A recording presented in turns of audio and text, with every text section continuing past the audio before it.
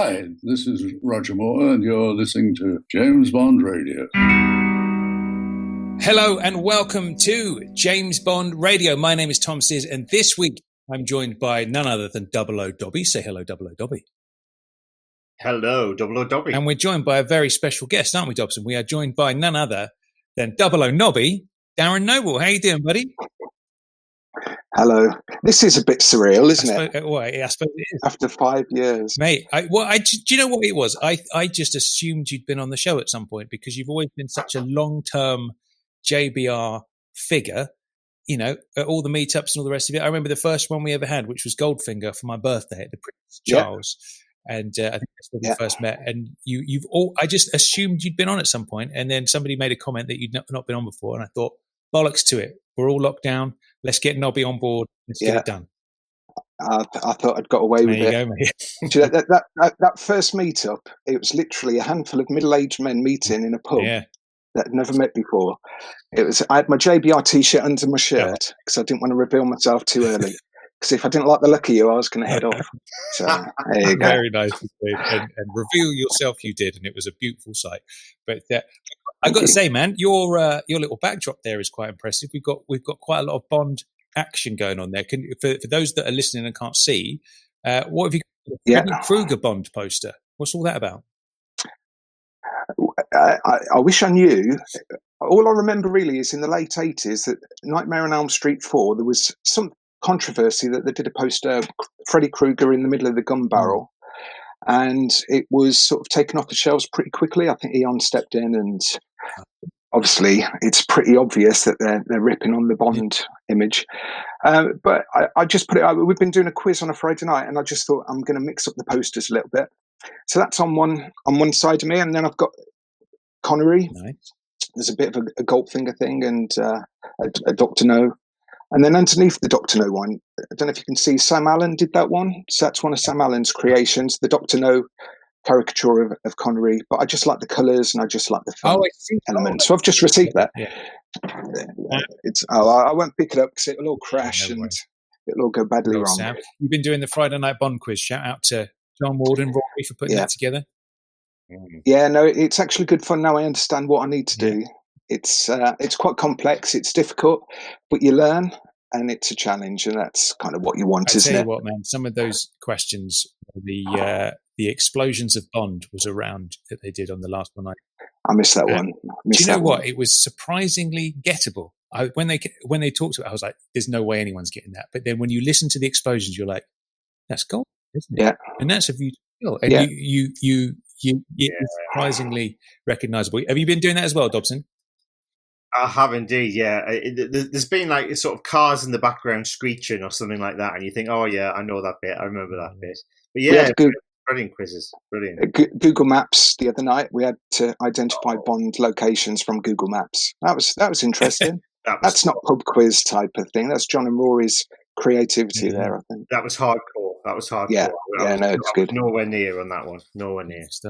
All right then. So you gentlemen are helping me with the MI6 Mailbag this week. So basically, we're going to do it a little bit differently this time. And it's been ages since we've done a mailbag episode. And usually, what would happen in the olden days is Chris would comb through, find the best questions, like the ones that were the most thought provoking, and then we'd maybe get through 5 or 6 questions in an episode. And I'm too lazy to do that. So basically, what I've done is I've just brought up SpeakPipe.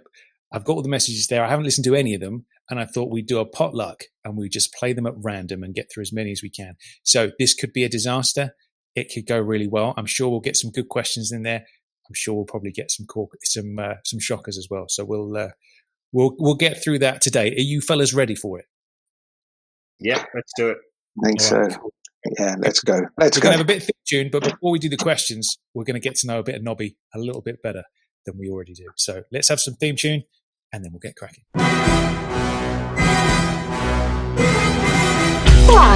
My name's Bond. James Bond. Bond. James. Bond, what do you think you're doing? Keeping the British end up, sir. Welcome to James Bond Radio. News, reviews, and discussion of all things 007. Lucy. As you can see, I have no problem with female authority. Oh, pipe down, 007. Do you expect me to talk? Who is the Bond? I expect you to die.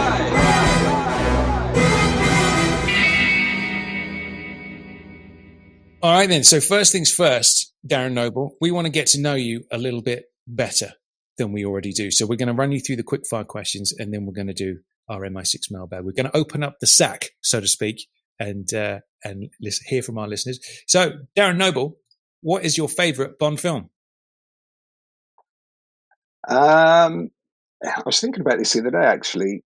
In that, I think I need to embrace the fact that the things that I've always thought were my favourites may not be my actual favourites. Okay. So I think what I need to do is address the Octopussy situation, in that I think it's actually one of my favourites now in the top 5.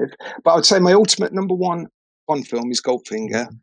It always has been, and it probably always will be. And I know people have gone off Goldfinger a little bit, but for me, there's just something about it. It's got its problems, obviously, and but I just think it's got all the elements. Connery looks absolutely perfect in the role. I like the characters, the action, the locations. It's an era that I wasn't born in. I'm a 70s boy. So I think there's just something about that 60s era that's quite sexy. And I just always enjoyed going back to that. Nice. So I'm going to stick with Goldfinger, but I think running behind that, Octopussy, Majesty's, Casino, but I'm a big fan of Skyfall as well. And From Russia with Love. See, I'm just listing them all now. Where's this going? Tell you what, man, it's rare to hear Octopussy ranking that high, so that's a refreshing thing. That will please Chris when he hears this episode, to hear Octopussy rank so high. Right then, Darren. So, your favourite book in the Bond series is what? Okay, so I probably read each of them about 3 or 4 times, and it was always Casino Royale was the one that I always used to go back to. But I think it was because I used to go in sequence. I always used to find that I'd get back to Casino, read it, and move on to the other ones. But then a few years later, I'd realise I've not got onto any of the others, and then I'd go back to Casino. So I think in terms of the number of times I'd listened to it, Casino, but just before Spectre, because I wanted to go back to the Spectre trilogy before Spectre came out, even though it was pointless. What was the point of that? And I found that I really enjoyed Thunderball. I just liked the story. It was just quite straightforward. A lot of elements from the film. It's mainly the films that I like, but yeah, I'd say Thunderball at the moment is the one. It's the Cold War elements to it, really, and the era. Yeah, can't fault It's that. funny you say that, because I do the same thing. I will be like, do you know what? This year I'm going to read all the Flemings, and then I start at the beginning and I get through to a certain point, and then I get distracted and either read something else, stop reading for a bit. Last time I made it all the way through to Dr. No, and then that was maybe 3 years ago, and then I stopped. Yeah, I think that's better than me. I think I'll get up to From Russia with Love normally, and then that's it. Cool stuff. Yeah. Excellent choice. Next question: who is your favourite actor to have played James Bond? Again, I'm just going to accept the fact that Sean Connery is for me my god. Mm-hmm. He always has been since the first time I saw him on screen. So for me, it's just never going to change. Doesn't matter what actor comes into the role. I'm pretty settled in my views on Bond as well, so I don't really change my views over the years. So yeah, it's always going to be the man, Mr. Connery. Oh. As I always say, I feel like Connery exists in a category of his own, and then all the other fellas are, they jostle for position underneath Connery. So who would you say is your second favourite Bond then? So I would say I watch Roger Moore's more than any of the others. So I think there's a certain comfort in that sort of Sunday afternoon viewing. I enjoyed Tim Dalton's performance. See, I'm going through the whole list again, aren't I, really? But I enjoyed Daniel Craig as well, but we need to see what this fifth one does to give my final sort of view on Daniel, because it is a bit darker than I would normally like, but he's done well in the role. But yeah, second, I'd have to say Dalton, I think, at the moment. Okay. And maybe Roger then, or I don't know. It's hard, isn't it? Because they've all brought something to it, and it's so difficult. Yeah, and Pierce is lower down, and George is at the bottom, unfortunately, mainly because of doing just the one. Mate, you're going to make Sheila cry now with that comment. She's not going to be after you. That's all right. I'm sure she'll cope. Well, there's no right or wrong answer, is there really? But with Pierce, he started well, and if he carried on in the same way that he did with Goldeneye, then he would be further up. But it sort of tailed off for me after Tomorrow Never Dies. But I don't want to upset anyone by saying that. But yeah, no, Mr. Connery #1, and Tim Dalton and Sir Roger just behind, I'd say. Nice. Yeah, good choices. So next question on the old quickfires. Favorite Bond girl, and that could be obviously character, and the ones that get you a bit hot under the collar. Yeah. Okay. Let's go. Character. I've always enjoyed Pussy Galore. I like her spirit and a bit of spunk and a bit of dynamics with Connery. Nice. But I think you could probably guess my all-time favorite Bond girl, again, will never change, is Claudine Auger. So very sad when she passed this year. Honor Blackman as well passed this year, so it's not been a great year for me, to be fair. Who else is up there? It's really predictable. Sophie Marceau, Carrie Lowell. I'm with you. She's always going to be there. She looks absolutely gorgeous still when I watch License to Kill. Even everything else in it looks dated, but she looks gorgeous. And I'm going to say something controversial now. The one that I not least, but is quite low, that I know you boys are quite fond of, is good old Olga. Ooh. She's very low for me. Yeah, very low for me. I'll let you need to get those glasses checked. You need. What's going on? Talk to me about that. I don't know. Is it height? She looks very tall. I don't particularly like the taller lady. Maybe. Just need a pair of step well, that's fair enough. I think I always felt like she was miscast as well. I think that always sort of affected the way I viewed her.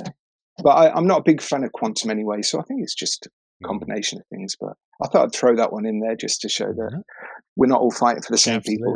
There's more room in Dobson then in that case. Yeah. It's interesting you mentioned Claudine Auger, because she always sometimes gets overlooked, I think. When they're what? I don't think not many people mention Claudine. I don't think. I disagree. I've heard her name quite a lot. She was my favourite Bond girl for many years. Actually, it's changed. But if you'd have asked me when I was maybe, I don't know, in my teens, early 20s, Domino would have been my #1 choice. Yeah. Yeah, there's something about the French. My wife's probably going to be listening to this podcast at some point, so I'll be careful. But there's something about the casting of French actresses in Bond films. It always seems to work, and I totally endorse them continuing to do that. Yeah, very happy with Léa Seydoux. I think she's anyway. So I'm looking forward to seeing her in No Time to Die. So yeah, I'm very happy for the French casting to continue. There is something universally exotic about the French lady, isn't there? That there's something magical about that accent that just, I don't know what it is, man, but it just does a little something in there, doesn't it? But there's even some of the you're not going to expect this one, but even Ilse Steppat, there's something about her that I find quite attractive. What is that all about? There you go. Maybe I like a woman with a machine gun. I don't know. I'm glad we got you on the show today, Darren, because we're coming out with some beauties that haven't been brought up. I'm not saying she was high up on the rankings. That's going to be there's something about her. I find her face very interesting. Put it that way. Enough. All right. There you go. Next question then. If you possibly can narrow it down, what is your favourite scene in the series? Well, for me, this is an obvious one, but it's copying what other people have done. Well, not copying, because it's the one I like, but it's the one, same as you, Tom. Casino Royale, the end, the steps, when Mr. White's crawling towards the steps, and the name's Bond, James Bond. That, for me, was absolutely a perfect end to that film. And it's the one that goosebumps always. Do you know what? You saying it there, you performing the line just gave me a little tingle in my spine there. I don't know what it is. They executed that with such perfection. The way you sort of didn't perhaps really notice it at the time, but how you only got that little hint of the Bond theme when he puts his jacket on, his dinner jacket, and the bow tie in the mirror. You just got that little bass line that creeps in that you're like, oh, and then you never really got it at all throughout the rest. And then to bring it in at the end was such a masterstroke with that barriers fully formed. Oh, dude. Yeah. And the other bit, showing a more tender side to me, is at the end of Majesty's when Bond throws the hat to Moneypenny. That's right, isn't it? Yeah, I think so. Sorry, I was just trying to think whose hat did he throw? Anyway, yeah, when he threw the hat at the end of Majesty's, that's a scene that always affects me. All right. But yeah, seen a row. Excellent. So, Darren, we've been fortunate enough to go to many, many Bond locations. What's your favourite? That we've visited, definitely Piz Gloria. I think there's something magical about the place. I know I'm repeating all the things that everyone has said, but I don't know. There's something really emotional to actually visit there as well as a Bond fan. It's always felt like it was out of reach when I was growing up as a youngster. I never thought I'd travel there. So it was beautiful to go there. I admit that I shed a few tears as I walked out of the cable car. I had to go and hide around the back for 10 minutes to collect my thoughts.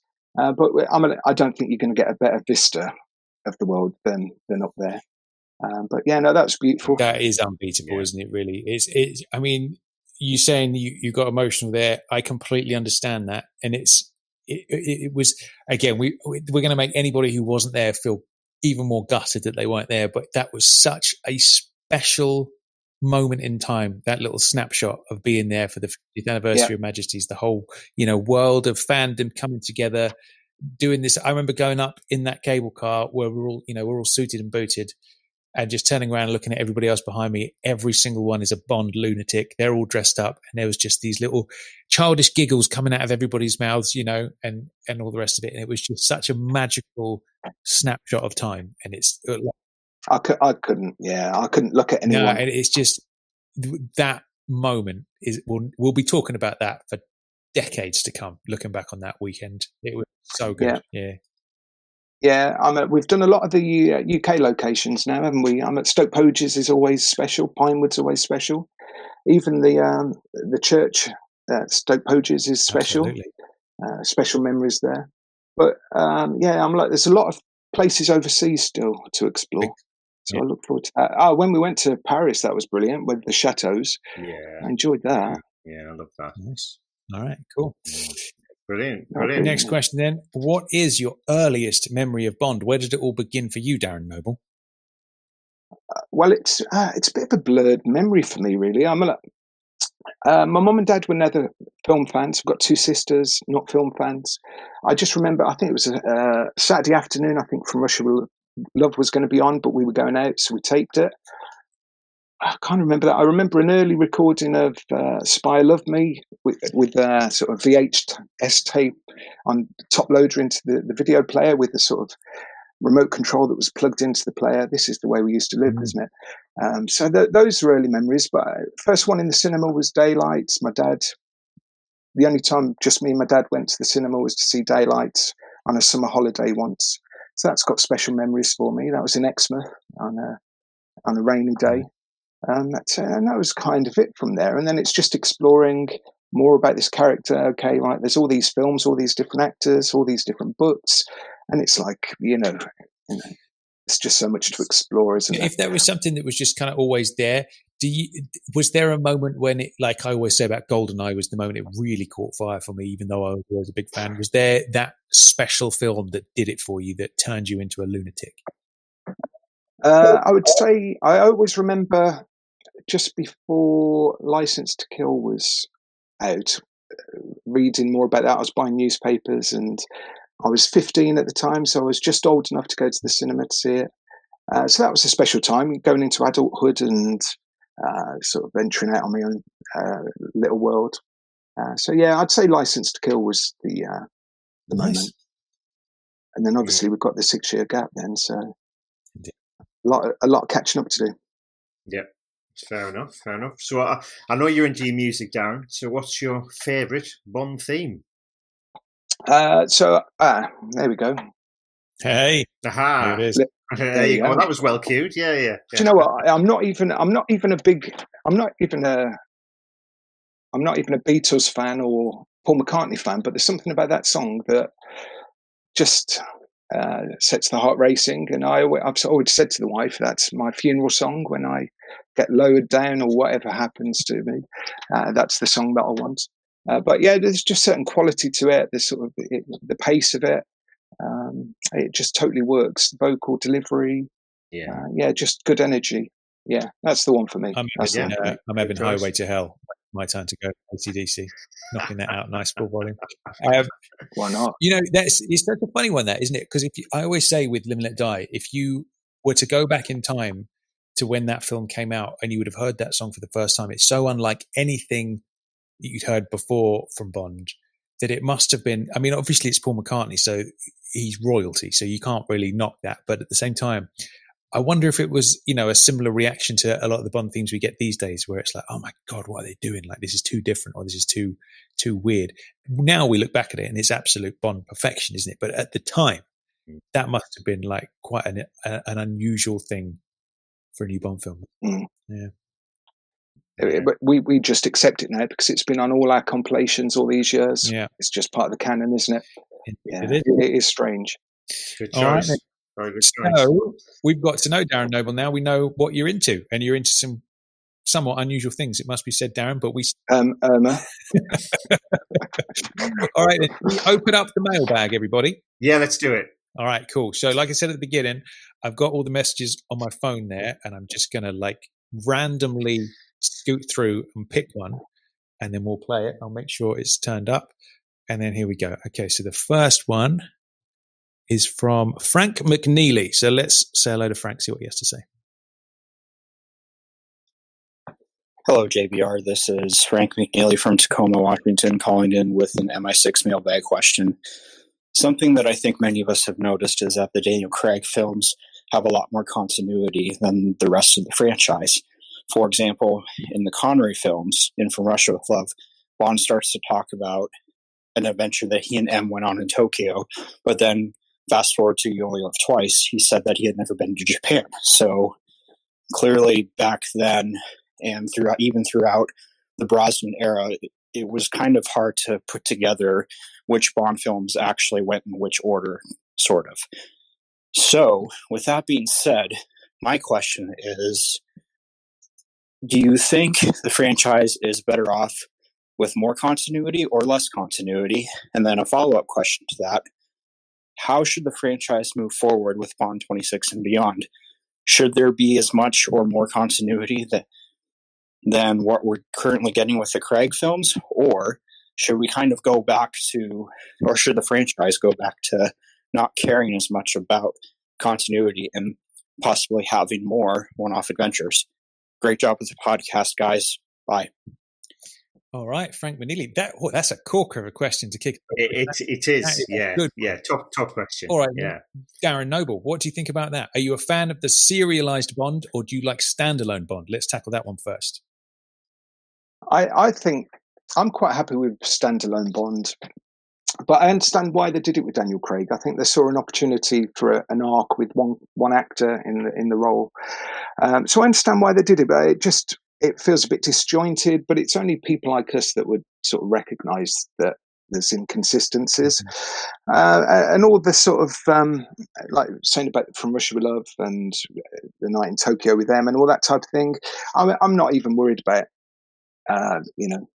inconsistencies with that type of thing, because when you watch a Bond film, I don't know about you, I don't tend to watch them in sequence anyway. I sort of mix and match, depends what mood I'm in. So once you know that it's a feature, it's not something that's important. I'd quite like to go back to standalone. I think it just makes it a bit more simplistic, doesn't it? A bit more pure. Interesting. What about you, Dobber? Yeah, I think I'm with Darren on that as well, actually, because it's a good question there from Frank, and there's good and bad in that, really, because I think with, say, the Daniel era, they've very much managed to create a story arc. I know some of it might be a little bit clunky, but they've effectively done a 5-film arc there. But I personally look forward to just a standalone adventure, and I think maybe that's the way they should go with 26 onwards, because I think, as Darren says, there was simpler, purer. You could sit and watch one, finish it, and then sometimes it exists in its own little universe. So there's arguments for and against there, because I like the the continuity that they've done, but I don't know. If it's gentle, it's fine. But I think if one film looks as if it's just repeating the same formula of another one, then it's not for me. It's interesting, isn't it? Because I suppose there's the thought that when you look even back to the Connery films, even though they're kind of standalone, though obviously from Russia with Love, they directly say, don't they, that it's revenge for the killing of Dr. No, don't they? That they actually say that. So from Russia with Love is a direct sequel to Dr. No. They say it right there and then. But then when you think about it, you've always got the dude with the pussycat, and he always makes an appearance other than Goldfinger, obviously. And there is that build-up, isn't there? That build-up to Bond and Blofeld one day crossing paths, even though Blofeld might be in it for 2 minutes. You know, he might show up in From Russia with Love or something for 2 minutes and then you never see him again or whatever. So I kind of like that. I do like a flowing thread, but I like a Live and Let Die that's completely unrelated to everything else. I also like a little callback every now and then. Like, not in a, like, for example, I'd say an example of a bad callback, which I guess wasn't really a callback, is Strawberry Fields covered in oil on the bed. To me, that was just like, I don't know why you would do that, because it's already been done way better. I'd prefer like a lower level nod to something, even if it's something as simple as Lazenby looking through his drawers and picking out a few trinkets, you know, that little thing, or, you know, the scene in License when Della throws the thing at Bond and there's that little moment of awkwardness in the line from Leiter. I do like those little throwbacks. I suppose I really like the serialized nature of Daniel's films. Like you said, Dobson, it is a bit clunky because they obviously didn't plan that from the outset because they couldn't have used Blofeld when they first started. So it was like, okay, now we have Blofeld, let's stitch him in. And I'm glad they did that. I love that. I love that stuff. But yeah, what about with the next fella then? So if, okay, Daniel does sign off after 25, how do we start Bond 26? Do we have maybe 2 or 3 standalone films with the next Bond and then maybe a bit of a throwback to one of his previous entries, or do we just go boom, 5 standalone films? Darren Noble. Well, the thing that I would say with the continuity, I think if you look at Daniel's 5 films, that's been over what's potentially going to be 15 years. I think if that was over 10 years, I think the continuity works more because people will follow it as a sort of journey through that story. But the way it's looking, I'm like, we're potentially going 5-6 years gap between Spectre and No Time to Die. So I think if that's going to be the pattern of things to come, which might be the way, I think just go to standalone films, get the film sorted. Don't worry about the threads. I just think standalone, just standalone. I think there's a lot to be said, isn't there, for the distance of time between the films? Like you mentioned just now, the gap between License and GoldenEye. And do you remember how long that felt back in the day? And it was always like, oh, do you remember when there was that massive gap? And then Brosnan comes in and then, you know, it was every couple of years or whatever. But now, man, when they're so far apart, I think you might be right in the sense that, you know, it seems, you know, if they do delay this one to 21 like they're thinking of doing, it'll be 6 years between a directly followed on film. And it does seem a little bit in that respect. Yeah. What about you, Dobson? How do we kick off Bond 26? You're in charge. Barbara's giving you the keys. What are you doing? Definitely a standalone film. I don't think it should be related at all. I think it should be a younger Bond, and it should be a more classic-looking Bond. I'd have a few templates that I'd run with, but I think you hit on a good point there, because obviously once No Time to Die comes out, the casual viewer won't remember what's happened in Spectre anyway. You know, the anoraks of this world, as us, you know, obviously know what it's about. But I think it's such a long time, isn't it? 6 years, it's such a long time. All right. So what standalone for me, I think. Standalone. So what sort of age? What age do you want Bond to be then, Brian? Mid-30s. All right, nice. Have you got anybody in mind? Who are you casting? Well, as time marches on, it gets harder and harder. But if you'd asked me that question, you know, a couple of years ago, I would have said Aidan Turner. I think Aidan Turner is the man for it. Nice. obviously, by the time we get round to casting Bond 26, I don't know who'll be in the frame, really. But I just want a more classic looking fella to play the role. But I think, if you go anything earlier than that, then I don't know if it'll work. And I think to have that longevity, I think maybe a mid-30s guy. All right. What about you, Nobles? I'd say about mid-30s as well. I think the thing is with Bond actors, as the years progress, the injuries start to become more and more frequent. So I think if you can get them earlier, younger, fitter, not a big beefcake like Daniel was, but someone agile. And I used to always say Jack O'Connell was the man that I had sort of keeping an eye on, but then I'm not so sure now, but there's a young British actor called Jack Lowden who was in Dunkirk. He was in Fighting with My Family. Oh, yeah. He's the man that I'm sort of keeping an eye on. Yeah. I'm not really sure about Aidan Turner. I don't like the thought of Hiddleston. Who else is there? James Norton. I'm not really digging him, but Jack Lowden's a good actor. Another blonde, though, that might be an issue. But I don't really care about the blonde thing, really. Just a good actor that can be physical in the role. Hold that up to the camera for everybody at home. There he is. Look. I'll show that to you, Dobson. There we go. All right. Interesting. Jack Lowden. Jack Lowden. Check him out. Okay, then. Next question. And I've just closed the bloody speak page to have a look. What about you, Tom? What about the next one for you? Next one for me is a tricky one. I'd like to hold out for somebody that I perhaps don't know about yet. No, yeah. My gut feeling says I think there's going to be a big old gap after Bond 25, and I think Eon, they're either going to sell or something's going to happen. Either way, they're not going to jump straight back in. I would be really surprised if they did. I think Michael G's getting on in years. It takes so much energy to make these films, and just from some of the stuff they've said in the run up to getting started again and stuff, it was always like after Spectre they were all like, oh, we're just a bit tired, and Barbara's doing other things. I don't think that's a team that are super excited about Bond at this point in time, so I feel like they might sell, and then if they do, depending on who they sell to, I think we're probably going to get another 4 to 5 year gap, if I'm honest. I know. Yeah, I'm depressed now. That's just what my gut feeling tells me, and I think. Like I could totally see, for better or worse, I could totally see Henry Cavill getting the job, and us going back to a more sort of popcorny Brosnan type Bond, a lot more lighthearted, a lot more accessible to a broader audience. Whether that's a good thing or a bad thing depends how they execute it. But my gut feeling tells me that's what's going to happen. Here's what I would like to happen. Some dude that's not even on any of our radars yet, who just pops up one day and we all go, oh, yeah, he's got something. And we've not seen him in anything. Maybe he's been in some random TV show on the BBC or something. And he's this sort of unknown entity that is just like, Connery's been reincarnated. He's been updated for 2024 or whatever it is at the time. And then boom, that's personally what I would like to see. But whether that...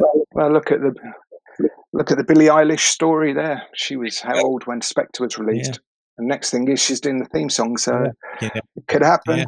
But I think the world wants a lot more light-hearted Bond, especially the sort of times we're living in at the moment. I think we all need. I was going to say a bit of light relief. That sounds a bit. If that comes true, then that'll be 2 Bonds in 10 years. That's just awful. Yeah. I want to slash my wrists now. That's terrible. We're going to have to take a leaf out of Chris Wright's book and write some Stan letters and get them. Remember that one? I think that might have even been the second JBR where we talked about that. So you'll have to go back and listen. All right, next message is going to be from oopsie daisy. I just screwed that up. Terence Lehue. Let's play message from Terence. Hi, JBR. Terence Lehue from station IA, Iowa, US. Question for audiobooks. If you had to pick one of the James Bond actors to narrate all of the Fleming books, who would you choose and why? For The Spy Who Loved Me, pick one of the Bond girls. You can't pick Rosamund Pike. She's already narrated one. That would be cheating. Personally, I would pick Timothy Dalton and, let's say, Jane Seymour. I think that would be good. Look forward to hearing your guys' ideas. Love the work. Thanks. Nice one, Terence. Do you know what? He's took the words right out of my mouth. I was going to say, when I went to the Fleming Centenary event, the night I met Chris, Dalton, no, it wasn't that one. It was the John Barry one. That was it. It was John Barry's memorial. Dalton came out on stage and did a short reading. And that dude's voice is magical. And I remember turning to Chris and going, dude, listen to that voice. It's so rich and dramatic and all the rest of it. Timmy would get my vote every day of the week. That's it. Game over as far as I'm concerned. What about you, Noble? Well, I'm not a big listener of the audiobooks, so I don't really even know who's done them before. But I wouldn't argue with Dalton, to be fair. I don't know. What's Robinson's name? Salmon. Yeah, he's got quite a distinguished voice, hasn't he? I could listen to him in an audiobook. But I'd imagine he's done some audiobook work for Bond. I don't know. Girls, do they have to be alive? I know it would help. Be a French one for you, wouldn't it, Darren? We could say Nikki van der Zyl. How about that? I'll go with that. There you go. She might be short of work at the moment. There you go. What about you, Dobson? Well, unquestionably, Dalton for the Bond. I think he would be the perfect man to deliver the Fleming style, and just as you said, Tob, just hearing his voice. For me, for the Bond girl, Joanna Lumley, because I just love Joanna Lumley's voice. Yeah. So yeah, Dalton and Lumley for me. Yeah, for my Bond girl, I think I would have to go with Sophie Marceau. That voice I could listen to all day long, every day, 7 days a week. Yeah, it's a beauty. Yeah. All right, cool stuff. Next question is going to be from Dan Banks. Hi, Agent Dan Banks here with a question for the Mailbag episode. It was just a quick question with regards to the books. If you could have any author you want, are there any characters other than James Bond you would like to read a book on? So, for instance, I'd like to read a Scaramanga story, the kid from the circus who grows up to be this faceless assassin. And I would also like a Electra King book, basically a family drama of Electra King before she gets kidnapped by Renard. I'd like to hear your choices if you have any. Keep up the great work. Nice one. All the best for the future, guys. Nice one, Dan Banks. All right, Dobson, you can go first on that one. How about you? Well, the person that springs immediately to mind to me is The Adventures of Felix Leiter, because I'm sure there's a lot of stories that Felix will have that hasn't been shared either in film or book. I would go for Felix as my top choice there. You know what's interesting? I think the thought of writing a story from another character's perspective could be quite interesting, because, say, for example, you do the story, where he has the incident with the shark and all the rest of it. It would be interesting. The cool part of that story was when you kind of know a character's fate. It's a bit like Darth Vader with the prequels, if they'd have executed that in a good way. When you know a character's going to end up in a certain way, there's that sort of feeling of like, oh shit, that's where they're heading. And then having a story that kind of leads you to that point could potentially be really interesting. But yeah, Felix, I'd be on board for some Felix books. What about you, Darren? Oh, it's a difficult one, this. One of the characters I'm always fascinated about, could be quite interesting to read more about, is Baron Samedi. There's just something about that character that is quite intriguing. So, see what scrapes he's got up to. Yeah. I can't think of anything else other than that. This is one of my ponderers. Yeah, you can come back to us next time and let us know what you thought. Do you know what? I think there's two for me. I think he nailed it on the head. Dan nailed it on the head there with Scaramanga. I think his backstory would be amazing to flesh out. How you go from this little circus kid up to literally the man with the golden gun, just needing one bullet and all that kind of stuff. Like, that is a book waiting to be written, and I would love to read that story, man. So I think he's the one with the sort of richest backstory that we know about, perhaps. Obviously, we get a little bit of Red Grant's backstory, don't we, about, murdering small animals and stuff and like the full moon used to like send him a bit crazy, if I remember correctly in the books, that kind of stuff. What I will say is, with the leaked Spectre script, one of the drafts there had some Blofeld backstory about how he. I was just going to say Blofeld. How he was in the French Foreign Legion and stuff, and there was some amazing backstory in there, man. Like, I do feel like some of the stuff they chopped out of those draft scripts that never made it to the screen was stronger than what we actually got in a lot of ways. Definitely some of that Blofeld backstory, man, they should have put in. That was great. But yeah, Baron Samedi, well, I feel like there's potential for Mr. Big. His rise to popularity. Whether that's the film version or the book version, who knows? But there you go. Yeah, Baron Samedi, I'd read that too. All right, cool. Next question is coming from Scott Rawlins. Let's see what Scott has to say. Hey guys, my name's Scott from Perth, Western Australia. Absolutely love your podcast. I'm so happy you've been able to keep it up. So my question, or rather a point of discussion, is Daniel Craig, his last movie, his 10 years finished, his legacy. Obviously he's got a legacy of being damn fine actor, ladies love him. However, he's been quite negative towards Bond as well at some times, and the reason that, we've been having such big gaps between Bond surely has got something to do with him not wanting to do the role. So I was just wondering if you could reflect on what the legacy of Daniel Craig is, positive and negative. All right. Darrin Noble, after you, mate. What do you think about the legacy of Daniel Craig's run as James Bond?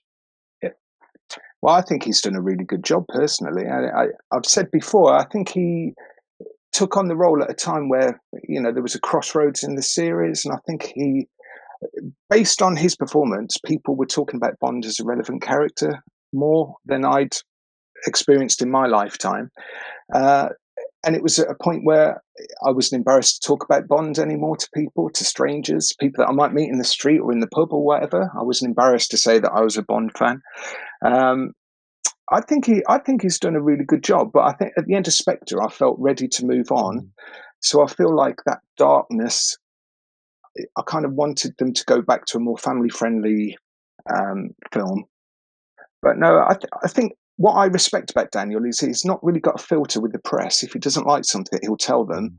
And I think that's the difference compared to the other actors, is that, same with Dalton actually, he'll tell it as it is. And I think that doesn't always go down too well with the press. But I've respected him for that. And I think he has enjoyed playing the character. He's the sort of man that in a heartbeat, he would decide that he's had enough and walk away from it, but he's stuck with it. So I think he enjoys doing it more than people give him credit for. But I'm ready to move on. I am ready to move on. It's a funny one, that, because like you say, with him in the press, and like you said as well, it's the same with Tim. Like, I remember somebody asking him about fashion and Bond, asking, that's Tim, that is. And he was like, fashion's just this massive con. It's a load of old bollocks, blah, blah, blah. And then Daniel, he's very, you can tell he hates dealing with the press, and kind of rightly so as well, man, because remember what they threw him under the bus when he was cast, all that blonde Bond stuff. Like, of course you're not going to be that receptive to that stuff.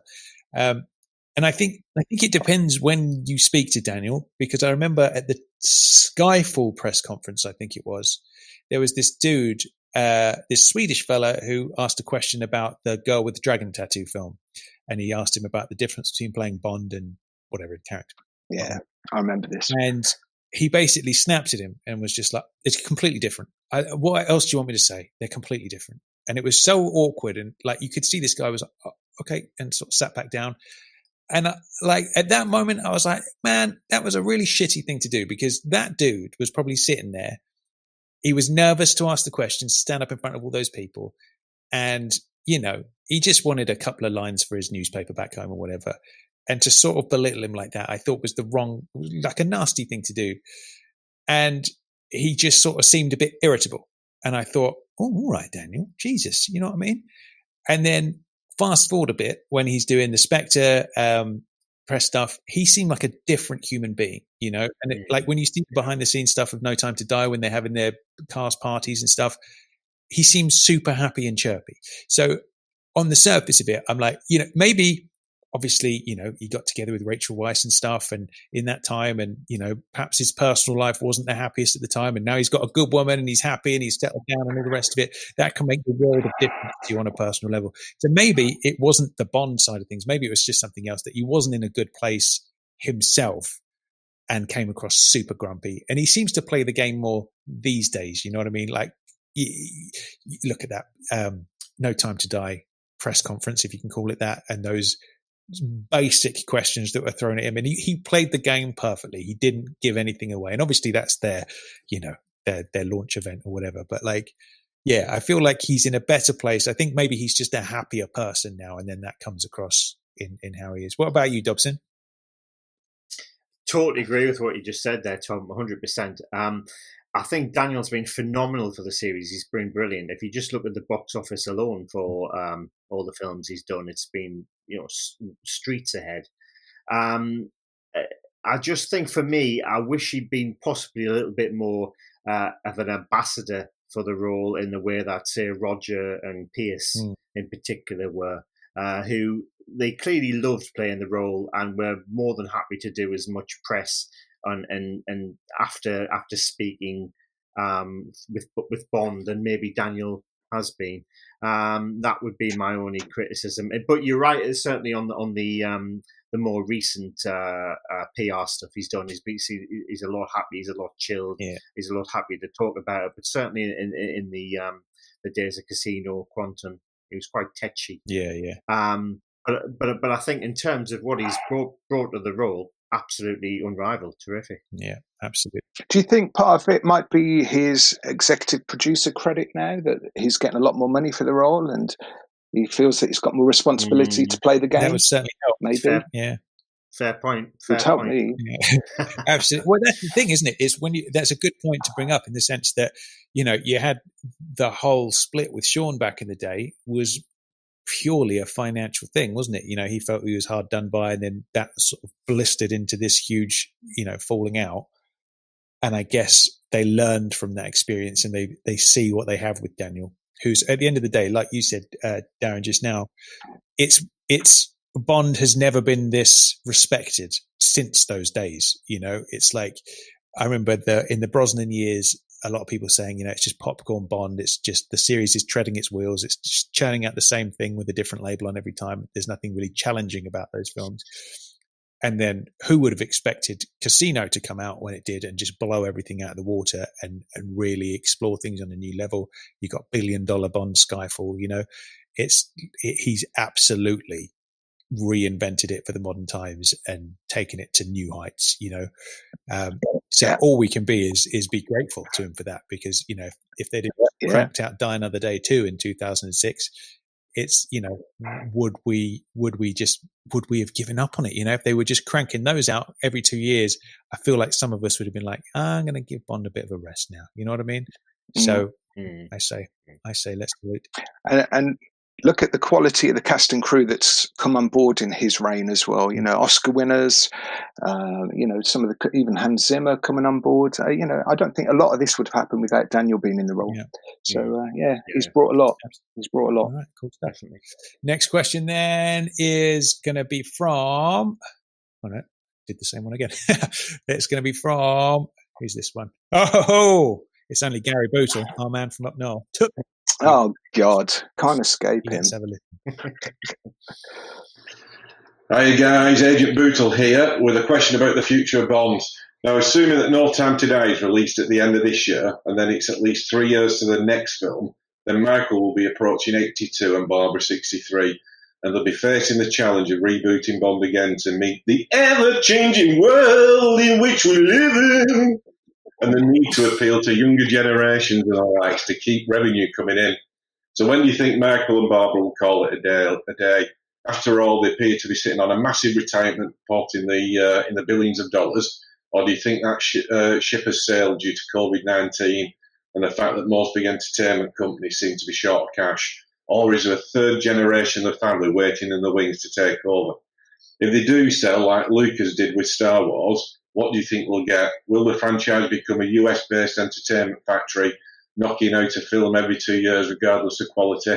Will we get spin-off films? Will we get a plethora of computer games? toys up the yin yang? Could we get a Bond theme park, Bond rides, Bond stage shows? Now, what do you think that would mean? Do you think that the franchise would lose its quintessential British style and class, or is change inevitable and we just need to accept it, embrace it, and jog on? So over to you guys. Keen to hear what you think. Cheers, guys. Bye. Nice one, Bootle. All right, that's a good question. We've touched upon that a little bit, but he went a lot deeper there in his questioning. Here's my sort of initial thoughts, and then I'll pass it out to you guys. I feel like Bond is drastically underserving its fan base at this point. When you think of, let's just say on average we have a film one film every 3 years, right? Imagine that rosy scenario, right? If that was the case, it's one thing every 3 years. When you look at something like, your Star Warses, your Marvels, or any of the other big franchises, not only do they have their films in that, a much more regular pace, which is understandable, they've also got so much more to go along with it, man. They've got, video games, they've got TV presence, they've got all sorts of stuff going on. And while I'm aware Bond is a different beast, it's not like there's a whole canon of superheroes that you can draw from, or an entire Star Wars universe you can draw from, and backstories and all the rest of it. Really, most people, I would say, in a film context, are interested in Bond and Bond only. And that's one character, and you can't overcook that. You could quite easily fire out so much content around that one character in terms of films, I'm talking now, that you could potentially burn people out. Whereas with a bigger universe, you've got more scope. However, with that said, you do have the potential for, a series of video games, bring the young ones in so they've got something, to, when you think of the people who engaged with the GoldenEye Nintendo 64 game back in the day, for a lot of people, that was their first entrance into the world of Bond. Then they explored the movies and onto the books and all that stuff. So you have that. There's, you could have animated series. You could have Lego Bond, which I've been waving the flag for a little while now. There is so much potential that isn't being tapped when it comes to Bond. So what do you think? If they were to sell, and let's, without any emotional connotations, somebody would say, what if Disney bought? And a lot of people go, oh my God, no, that sounds terrible. I don't want Disney anywhere near it, because, some of the negative things that happen to Star Wars or whatever. Let's just say it's a faceless corporation, that is a huge corporation that take Bond over. Would you think that would spoil it somehow? Is there something special about that? It's a family-run business, and Bond is a more lower key thing, I guess you could say, these days compared to everything else. Where if somebody says, I'm a Star Wars fan, you're like, well done. Everyone's a Star Wars fan. Everyone loves Star Wars. But Bond is a more, when you find somebody who's a Bond fan, you go, oh, and it's more of a, it's more of a special thing. So Dobson, you lead the way, fella. What are you thinking? It's a tough one, this, because I think inevitably that will probably happen. And it pains me to say it, because I think it should be a family business. It always has been. My concerns is, I think, possibly Barbara and Michael may call it a day when Daniel does. But what I'd probably like to see is when Bond 26 opens, that Michael and Barbara are retained as maybe executive producers, where they can cast their kind of what Bond is and the imagery of what Bond should be to an incoming studio. The Gary raises an interesting point. Do you lose the quintessential Britishness of it?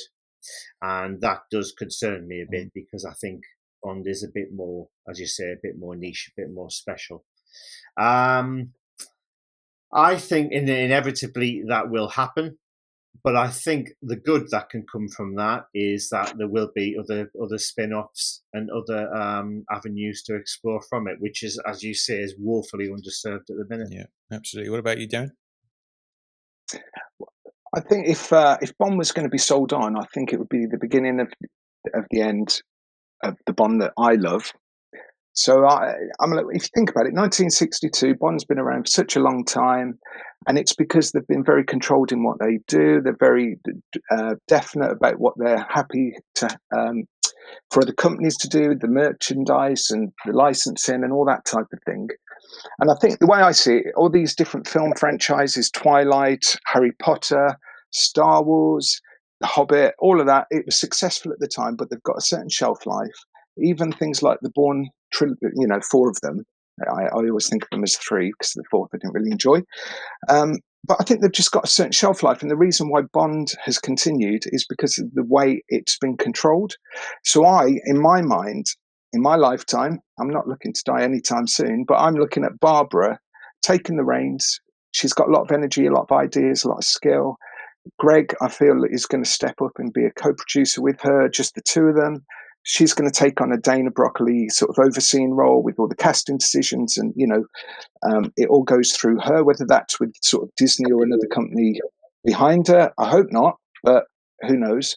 And I always wondered whether a producer like Callum McDougall or someone like that they saw potential to sort of bring in, even though he's not part of the family, to bring him into that core team. He's sort of moved on now, but I just wonder if they're keeping their eyes open for someone like that. But I think it's going to be the Greg and Barbara show going forward. I think Michael will step aside after No Time to Die, and I think that's the right time for him to move on.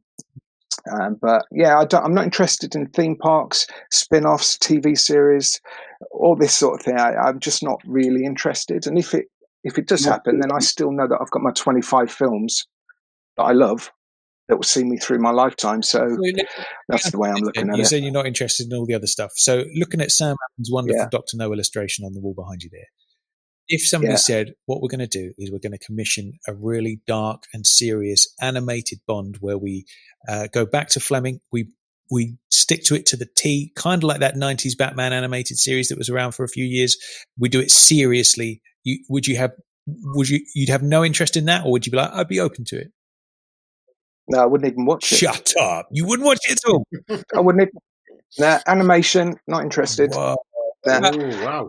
Young Bond, not interested. What about Lego Bond? Wow. I'm sorry. No. Interesting. Right. Dobson, over to you, mate. What are your... Keep it pure.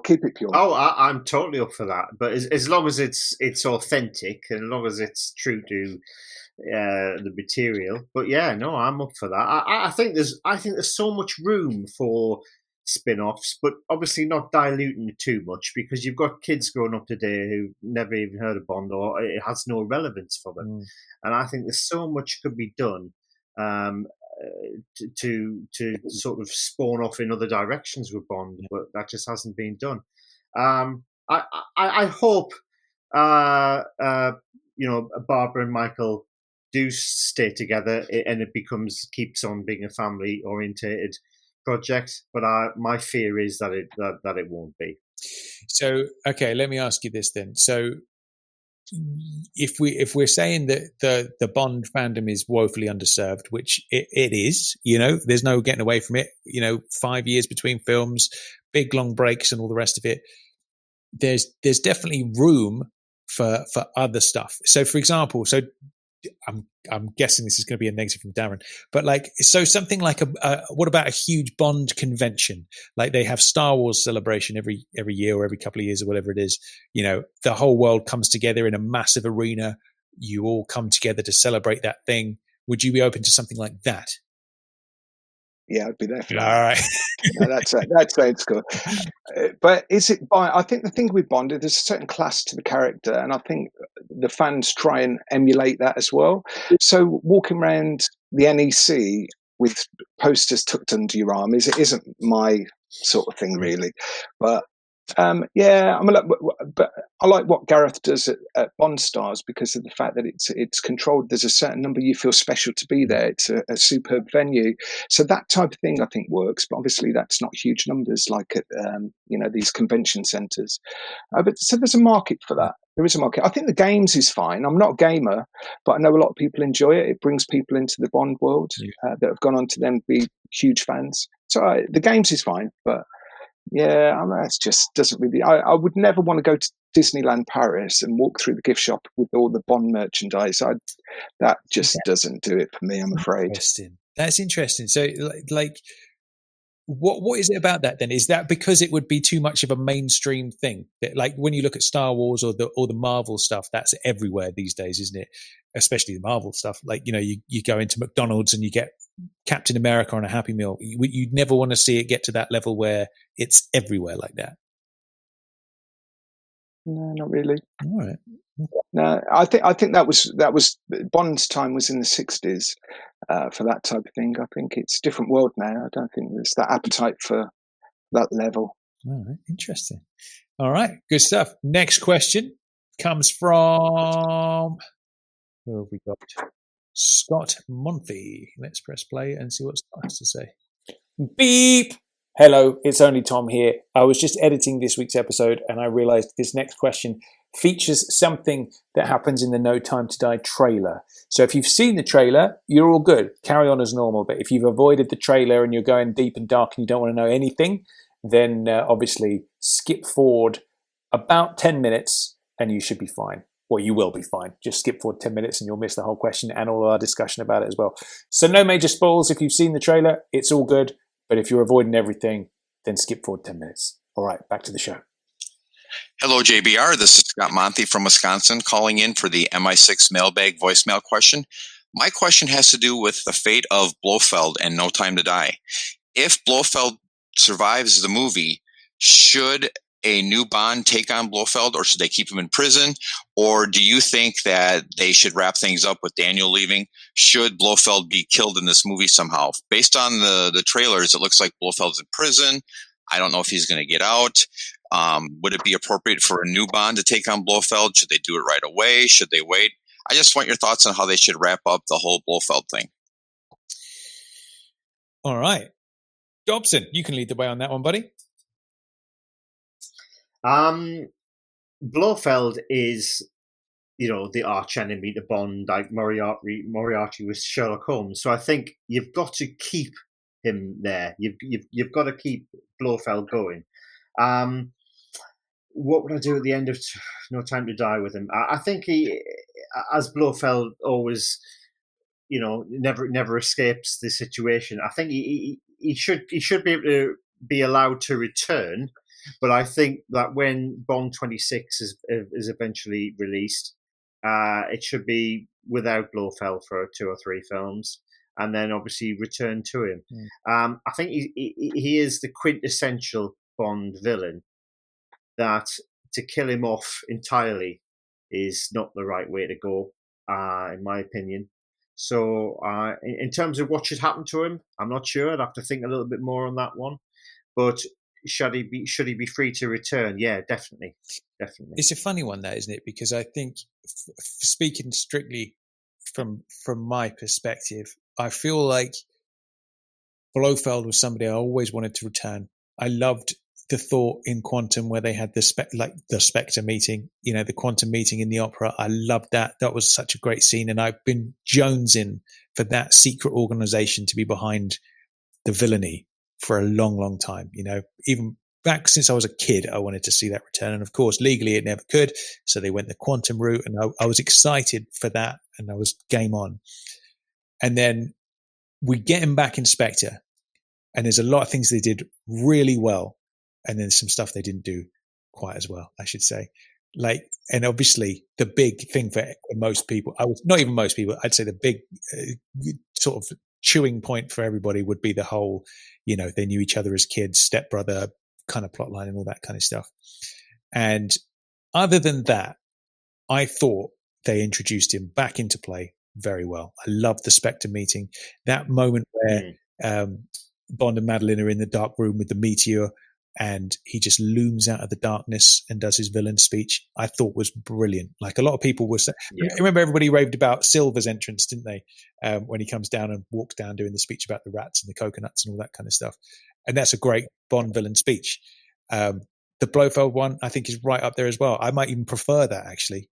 Just the way he looms out of darkness just says so much about Blofeld now. He's been in the shadows this whole time, and there he is. What I will say, though, is I don't think really they've ever nailed Blofeld perfectly, ever. And that might be quite a controversial thing to say.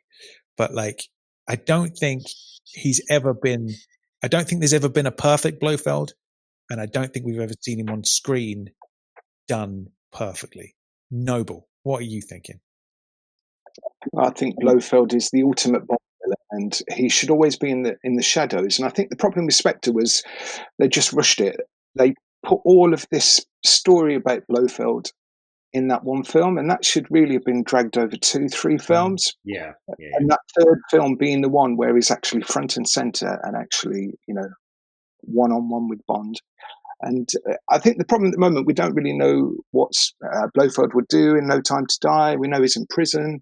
Will he escape? Is he going to stay there? I don't want him to die. I want him to have that ability to come back in the future. But I feel like he should be like in the early Bonds, just in the shadows, behind a screen, sort of the puppet master. That's the way Blofeld operates in my world. But I agree, there's not been a perfect Blofeld so far. Pleasance is the best for me so far, but yeah, there's scope to do more. See, I would have said, and I suppose you can't really do this in a film called Spectre, but I feel like the way to have introduced him would have been maybe to have some little tail end scene at the end of Skyfall. Obviously, legally, they couldn't have done it then, but, in an ideal world without all that nonsense, you would have had that some little hint that's thrown up in Skyfall, and then Spectre is the head-on film. Or maybe, you have just that barest of hint at the end of Spectre. You'd obviously have to change the name of the film or whatever, but like just that little hint of like, oh shit, this dude is the real one. He's been the one behind everything. And then you have the full-on face-off in the next film. I think that was probably the way to do it, because obviously it's a tricky one, man, because it's like the way I saw things with Quantum is you had this build up to this organization, and I was game on for following that storyline, and Skyfall came along and then just boom, took a left turn and did its own thing. And then boom, Spectre came along, and it was kind of like, okay, let's link everything back together. And it was almost like Spectre should have come before Skyfall. You know what I mean? It should have gone Quantum straight to Spectre and tie the two together in an ideal world, as far as I'm, the way I'm thinking. But so it's a tricky one. It's like, I understand obviously with all the legal wranglings that they couldn't cleanly do it, and it obviously was like retconned in afterwards. Obviously they had to do it like that. But yeah, I guess it's a tricky one how they move forward. I would say you've got to give Blofeld a bit of a rest. Like, because if for example, you have Bond 26, new guy takes over, let's say they knock him out every 3 years, and then 3 years in, Blofeld crops up again, it's kind of like, well, we've just done this with the last dude. So I feel like he needs another rest, as sad as that is to say. And I feel like maybe the next Bond doesn't have any Blofeld dealings, and then the dude after that goes back to dealing with Blofeld. I don't know. It's kind of like the Aston Martin, isn't it? You know what I mean? It's like you need to have a little rest from now and then. You don't want to overuse it. I think a halfway house to that would probably be him in a la From Russia with Love or Thunderball, where you just actually see him stroking the cat or talking about, the latest plan, rather than actually seeing him. Then at least he's there in the shadows. Yeah. I think that's probably would be a halfway house on that one. Interesting. All right. But even in Spectre, the torture scene with the drills and all that sort of thing, I never felt it should have been Blofeld pushing all the buttons. He should have been in the back, giving all the instructions to whoever else was in the room. That's the way I played it, rather than him rolling around on a chair with his ankles out. It's not my thing. But Christopher Plummer's a Blofeld for me. Ooh. He's in the sort of Max von Sydow sort of world in terms of his look. I feel like someone like him, but I don't think you can do that now after the storyline with Oberhauser. They've shot themselves in the foot massively. Yeah, I'm intrigued to see how they handle that. Part of me feels like they're just going to totally ignore that and not mention it, and it's just going to be Blofeld versus Bond, or however that's dealt with in the film. But like, it's going to be intriguing to see if they bring up that whole plot backstory. Gut feeling says they're just going to not mention it. And I hope everybody's forgotten. This takes you back a couple of questions on continuity, because if you mess up the continuity, how do you then straighten it? That's exactly what we've done there. I suppose there is an opportunity for totally reinventing Blofeld a little bit. And one of the things is like, I would say we talked about before that Telly Savalas is probably the closest to the Fleming Blofeld that you get in the books. A bit of a bruiser. Whereas this sort of like fragile Donald Pleasance type or Christoph Waltz type that aren't physical at all is very much the film Blofeld. So maybe you go back to the source and you wipe clean the movie vision of Blofeld and you just go all in on the Fleming Blofeld. Like that's something I would be up for exploring a bit, I guess. Who you would cast, I don't know if you were to do that, but yeah, interesting. Good question. All right, but we all want we shall see at some point. Is that, do we get a 3 thumbs up? Yeah. All right. Yeah, definitely. Yeah. Forever. All right, cool. Next up, we have. I'm gonna have to look now because I've opened loads of them. Okay, we have Philip Latchford. I know Philip Latchford. Let's see what Philip has to say. Hello, Tom, and all the gang at JBR. This is Philip Latchford with my question for you. And it's in regards to all the amazing content that's been on social media during the lockdown. And what I wanted to ask is, what has been your favourite content that's been on the internet during the lockdown? Personally, I've really enjoyed the viewing parties on Licence to Film on every Saturday. But I also really, really did enjoy the Bond Girls Live event that was on a couple of weeks ago on Facebook Live. But really, there's been some amazing stuff that's really helped us get through all of this. Stay safe. Nice one, Philip. I remember bumping into Philip on the Majesty's weekend in the little train station. We hung out together for about half an hour. Nice fella, like Philip. Yes, interesting. There's been lots, I suppose. I suppose for me, my favourite would be the Bond girl chat, hanging out with Plenty O'Toole and Thumper, and obviously the lovely Naomi. That was a wonderful and quite surreal moment for me. Just listening to them chatting amongst themselves about what they'd been up to that day. Was quite a special thing. Obviously, if anybody missed that who's listening, go to either Joe's YouTube channel, Being James Bond, and you can see the replay on there, or go to the Cue the Music Facebook page and you'll be able to see it on there. But let's turn over to you fellas. What about you guys? Darren, you can go first, mate. I've got 3 things that I want to bring up, really. The first one is John and Rory's quiz. I've really got into that now. I think they're doing a fantastic job. And it was at a time, I had a few problems at the end of March, but it was at a time when we all need a bit of escape. And it was lovely to actually log onto the computer and see these faces of people that I know from JBR, and just to see that everyone was safe. This was in early April that I did this. So they're doing a fantastic job. So I want to say thanks to John and Rory for that. So that the quiz has been great. The GoldenEye viewing party with Pierce I thought was superb. Yeah. I thoroughly enjoyed sitting watching Pierce watching GoldenEye, and there was so many awkward sort of gaps and silences, but bless him, because he's not my favourite Bond, but I totally respect what he did there, and he doesn't need to do that sort of thing. Do you know what? I felt a bit uncomfortable watching it. I love Pierce and I adore GoldenEye and I adore Pierce. Yeah. But I felt like we were watching a man having a really tough time of it. I don't think he enjoyed any of that, and he was just wincing his way through it. And I kind of enjoyed that. Yeah, so, what did you enjoyed watching him squirm through it? What was?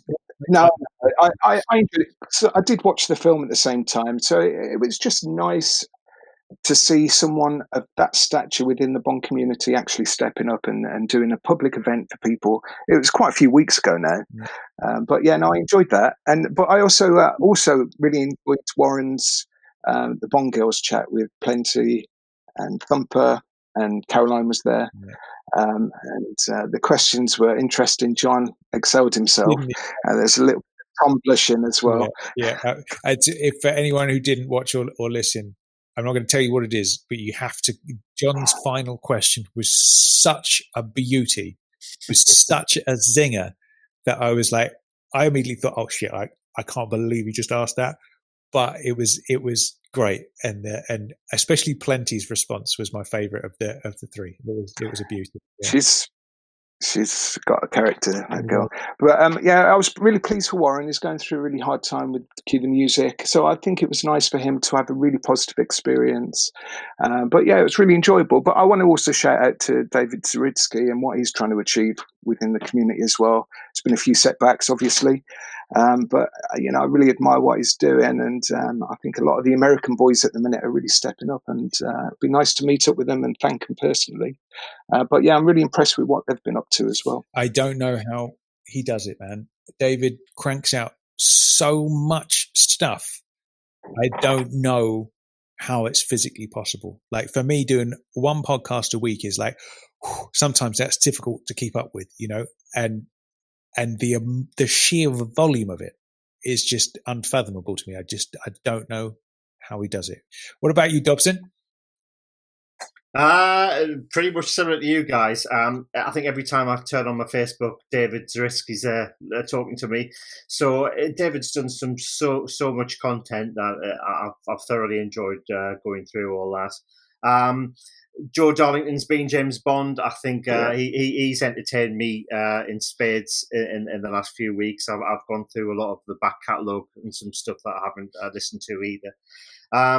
I'm kind of with you, Tom, on the GoldenEye watch. I kind of sat through that with just wincing and cringing and thinking that man needs a wingman.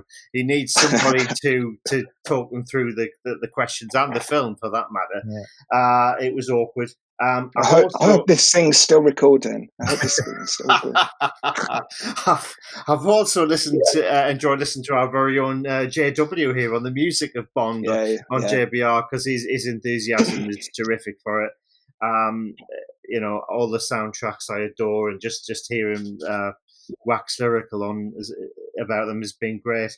But I think for me personally, being the Bond nerd and anorak that I am, it's John and Rory's quizzes, JBR quizzes on a Friday. They've been entertaining. They've been really, really thought-provoking, and some cracking questions. So yeah, that's probably the highlight for me. And Rory coming up with questions the day after his new baby was born. Absolutely. God bless him. Absolutely. Absolutely. Double shout out to John and Rory. Actually, that's their inboxes are probably going to be set on fire now with people being like, "How do I join this quiz?" So there we go. But sorry. And also, can I just say as well? Yeah. Thank you, Tom, Brian, John as well, Jack, for continuing to do your JBR stuff as well, because that's really important to me as a listener. And I'm like, the Vic Armstrong stuff was superb, absolutely superb. And Robert Sellers was superb as well. But yeah, John is loving it. John is absolutely loving it. You can tell, can't you? I'm like, he's off having lunch with Sanchez. It's all good, isn't it? It's all good. Story. I love that stuff when he was talking about when he was cruising Instagram and people were debating who was better, Lashif or Sanchez, and then he wades into the debate. That was just a beautiful moment there. Yeah, life's good at the minute. Yeah, absolutely, cool stuff. Well, if we it can't be said that there's not enough Bond content in the fan world to get your teeth into, even if there isn't much going on in the official sort of realms. So yeah, absolutely cool stuff. Next question is coming in from, let's have Jack Taylor. Oh no. Talking of Jack Taylor calling in from the States with a question for the MI6 Mailbag. Say, hypothetically, you were a Bond henchman. Let's say Ding and Dong is a throwback reference there. Which Bond villain would you prefer to work for, and why? Thanks, guys. Ding and Dong, what was that? That's stoked of Chris, wasn't it? Wasn't that Chris's henchman that he came up with? Yeah, that's Hunker Chunk, didn't he? That was one of his... Hunker Chunk. Yeah. Well, I tell you what, we've got Dobby and Nobby right here. That's a perfect henchman if ever I've heard one.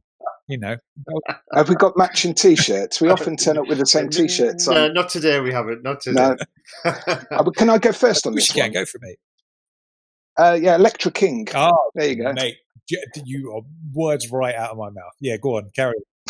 Why is that? She looks like she's got a good sort of health and safety package, and sort of, I'm sure. I don't know. Just it will make the day go quicker, I think. Yeah, absolutely. Yeah, that's beautiful. I tell you who I wouldn't want to work for, and that's Blofeld, because as soon as anything gets screwed up, anything goes wrong, you get chucked to the piranhas or thrown to the shark tank or whatever. So Blofeld would be my least favorite one to work for, but Electra King all day long. I would renard myself 100% to even be in the presence of Electra King. So yeah, 100%. What about you, Dobber? Tough one, isn't it? I might sneak my way into Pussy Galore's Flying Circus. I want to see you. Just to check up on the content, just to see what's going on. Yeah. That's a really, really difficult question, isn't it? I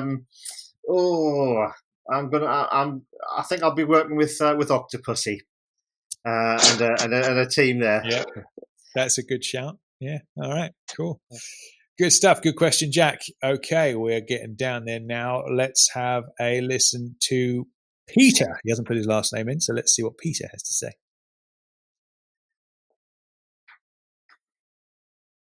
Hey guys, this is Peter calling from the Netherlands with a question for your MI6 mailbag. If you could choose one scene from each film in which Bond is at his most Bondian, which scene would that be? Dr. No, for me, that would be the Bond killing Dent scene, GoldenEye, the dam jump, Living Daylights, the sniper scene, and so on. So very curious to hear what your moment is for each film. Keep up the good work. Love the podcast. Bye. Good question. Nice one, Peter. We'll be here all day if we talk about every single film. So I guess maybe we choose our most Bondian moment for each actor, or maybe just ones that jump to mind. He picked some beauties there. The sniper sequence in Living Daylights, 100%. Killing Professor Dent, 100%. God, I think the ultimate one for me is one that's already come up today, is the James Bond line in Casino, at the end of Casino. I think that was beautiful. Some that jump out to me as well is less Fleming Bond, but more movie Bond, is the just that quip in GoldenEye when he says, Valentin Dmitrovich Dzukovsky? I gave him the limp. You love that, don't you? You love that. I like it. I can never say Valentin's name without stumbling over it. That's a beauty. Yeah, man. There's so many. Jesus. I don't know. Over to you, fellas. What about you, Brian? You go first, mate. I don't know. Shall I go first? Yeah, I'll give you one. I'll give you one. Thinking about Spectre, when the Day of the Dead festival, where he goes back to the hotel bedroom with Estrella, is it? And literally, she's on the bed waiting for him, so he just steps out the window and walks off. That's quite Bondian, isn't it? Very much so. Yeah, Spectre, actually, man. That's a great moment. And I also, that scene, oh man, I know I talk about it a lot. The scene with Lucia Sciarra's missus, her name's escaped me. What's the name? Or it is Lucia Sciarra, isn't it? Lucia Sciarra. Marco Sciarra. That's it. I got to mix up. That scene with the assassins, man. That it's superb. Bond perfection. That might even be. It might even be my second favorite Bond moment. I adore that. Just the way the whole scene moves, the way she takes the sip of that whiskey, and just you hear them pew pew, them drop, and just the cheekiness of the way the camera just tilts to the side, and there he is. Oh man, that is absolutely phenomenal. I absolutely adore that scene. That gets me very excited as well. What about? Have you got any, Brian? What are you thinking? Well, that's definitely my favourite scene of Spectre. Definitely, I love that. One that's just sprung to mind is "I Never Miss" from "The World Is Not Enough." Oh yeah, that's pretty hardcore. Like, you're not expecting that moment when it happens. Yeah. There's just been so many, isn't it? We do a double podcast here. Yeah, there are so many. So what have we had? We've had some Pierce, we've had some Daniel, we've had some Sean, we've had some Timmy. Have we got any George or Roger? Any Roger? Of those, I tell you a Roger moment I do like. I was just thinking about this yesterday, actually. For Your Eyes Only, legs akimbo in the archway, taking the shot at the Dove. I love that. That vision of Roger is brilliant. I do. Yeah, it's a nice one. Yeah, good one. All right, we'll have to. There's got to be a George one in there somewhere. Well, I guess his knowledge of, is it Lepidoptery? That's a nice one. That would be that's in a lot of the early films, isn't it? This sort of whether it's whiskey or diamonds. Definitely. But I like the scene that you and Chris created earlier in the year, sliding along the ice. That's beauty. That's the business. That's the business. Cool stuff. All right, next question then. This one comes in from Richard, somebody else who didn't leave their last name. So let's have a look at that.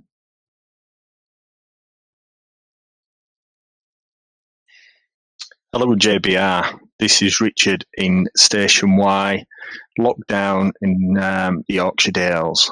Quick question regarding the Eon Broccoli family business model for making films. I'm just wondering if you believe that perhaps Michael and Barbara are starting to lose enthusiasm or the inclination to make Bond films within a certain time scale or within an expected format, and whether Bond 25 will be perhaps a swan song, allowing other film organisations or individuals to come on board and take the franchise forward. Could be based on mini TV series, perhaps streaming, or looking at some of the books that have gone on post-Fleming, such as Colonel's Son or The Young James Bond for Storylines. Thank you, guys, and keep up the podcasts. I've been really enjoying these over the last 5-6 years. Thank you. Nice one, Richard. Most of that has come up naturally in conversation so far, but let's just throw out our predictions then. Let's just go straight for it. After Bond 25, No Time to Die is 25. I nearly lost count for a minute. After Bond 25 is done, what do you think is going to happen? Yes or no? Do they sell, or do they carry on in some capacity? Whether there's, Michael G retires and Greg comes in. Darren, you go first. What are you thinking? So business as usual. Barbara, head honcho. Greg will step up to support her. Michael will retire. But yeah, business as usual. I don't think that Barbara's tired of making Bond films. I think she's just a bit tired of the crap surrounding making Bond films. Or the sort of social media and sort of the press side of things. I don't think she's into all that sort of thing. But I think her enthusiasm to make Bond films remains because of the legacy of her father. So yeah, business as usual. Hopefully, that's an interesting point. Maybe the angle that is meaning the films are fewer and further between. Maybe it's the Daniel factor is where the root of it is. Maybe it isn't coming from on high with Barbara. I can understand, obviously, Michael G, these take so much energy to make. I feel like he'd want to kind of wind down at some point and retire. But maybe it's all about Daniel just getting his strength and enthusiasm up. Who knows?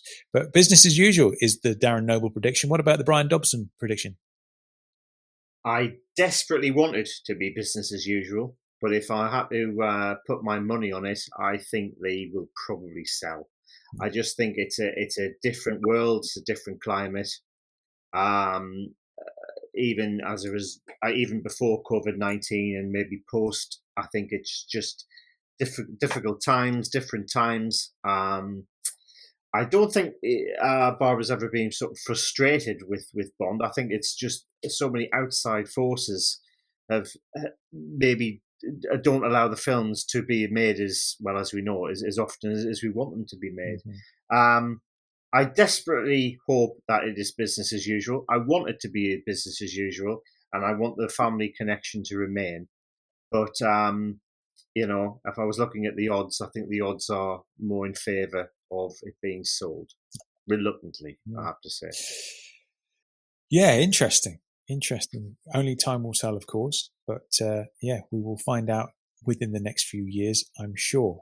Next up, here comes trouble. We've got David Zorinsky.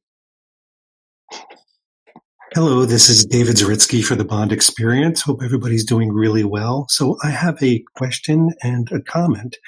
My question is, when can we all expect the next review with Tom and Chris? The last one was fantastic. It was funny. It was fun. It was robust. And I'm looking forward to the next one. And what is the next one if it is planned out? And when can we expect it? Could I be more demanding? The other thing is a comment. And my comment is simply thank you. Thanks to all the people that comprise James Bond Radio for making this pandemic lockdown a little bit more palatable, a little bit more fun. You guys put together an incredible show. Every time a new one comes up, I just can't wait to click on it. And you guys keep it going. And thanks so much. And thanks for keeping it incredibly positive. So I'll let you guys go. And it's been David Zorinsky. Talk to you soon. Oh, mate. Thank you very much, David. There you go. Well, I've been talking to Chris recently, and what we've decided is because some of our early reviews were very short when we were learning the ropes of doing a podcast, like our Dr. No review, for example, was about 90 minutes long and only one episode. So we're gonna go back to the beginning and go through all the movies again before we get to the next film in the review. That's what we're gonna do before Die Another Day. Yeah, you've got to be kidding. You have got to be kidding.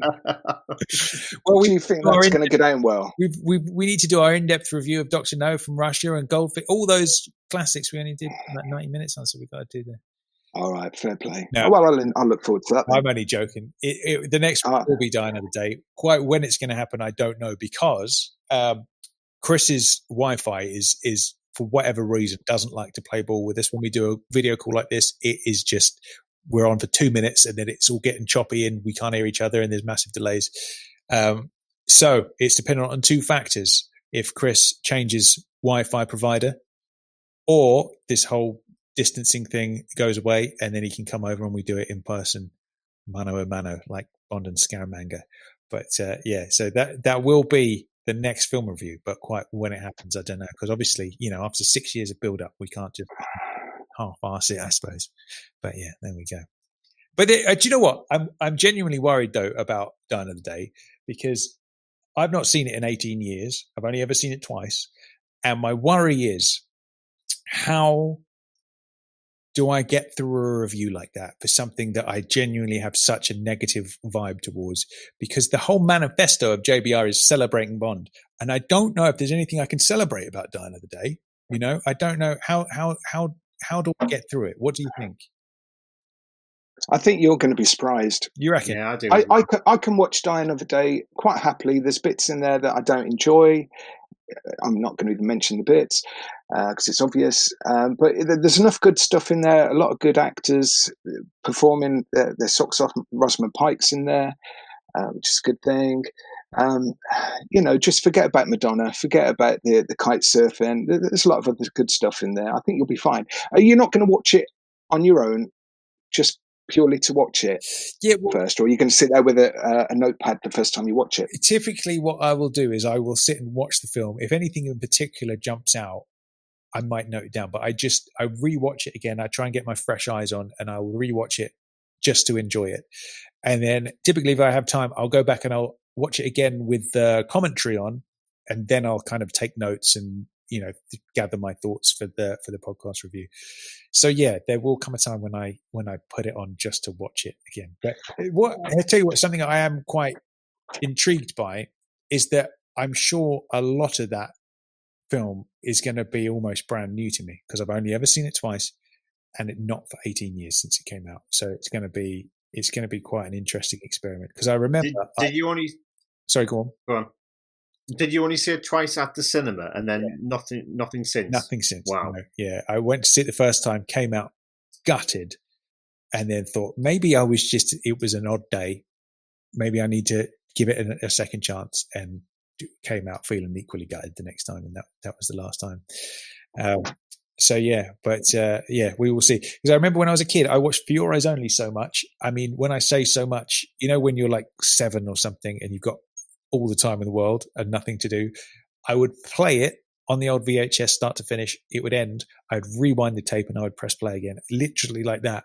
For God knows how many times I saw that film as a kid. And it got to a point where I'd seen it so much I couldn't watch it anymore. I was just like, I've just seen this too much.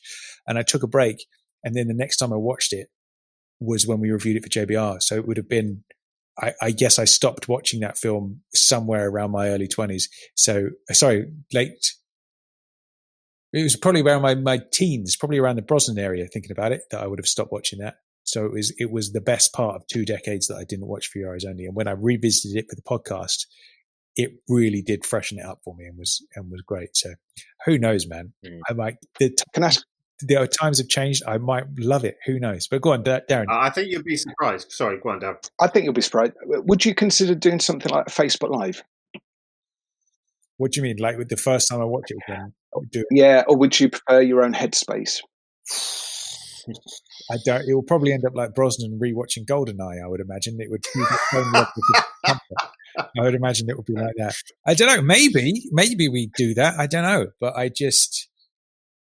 Oh man, yeah, I don't know. I'll think about that, and we'll cross the bridge when we get there. Because there's a huge appetite to see this review. I know every time I'm with you and someone comes up to you, they ask you about Die Another Day. I know. I've been given several Die Another Day gifts over the years by JBR listeners. I think you're going to be pleasantly surprised. All right. To be honest, right. I do. All right. Hopefully, it'll have grown on me in the gap. Next question. Then we're just down to the last sort of group of questions. Next one is from Shamir Ravji. Let's have a listen.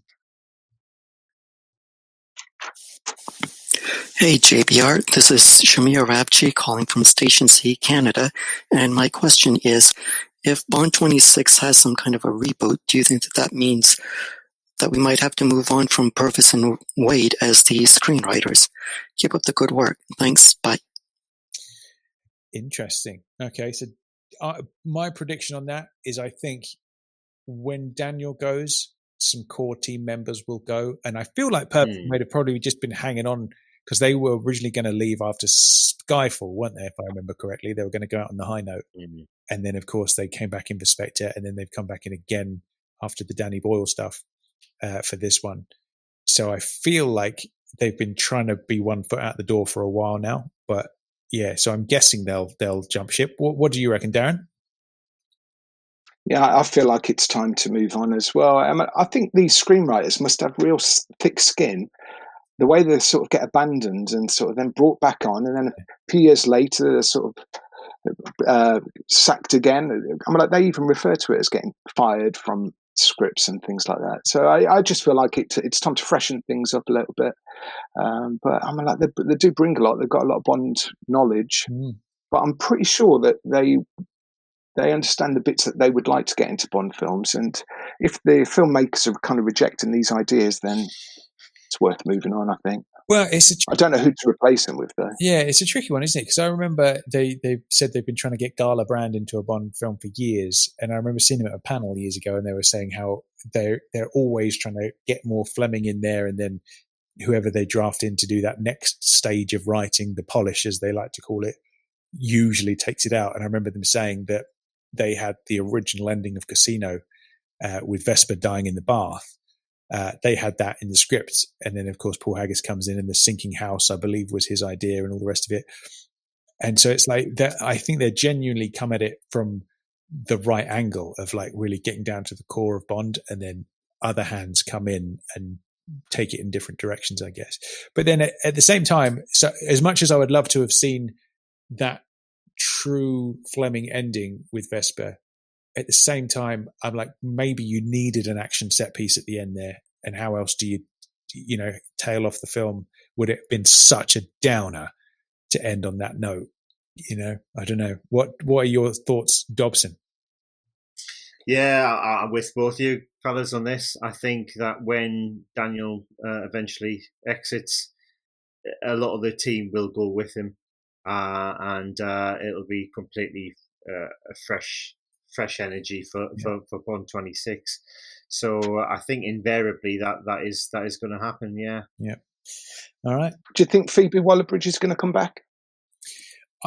Well, yeah, I don't know. This one.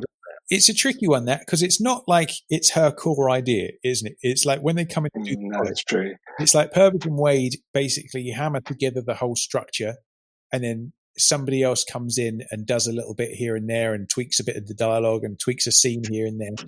So I don't know. I guess it depends on how well No Time to Die is received.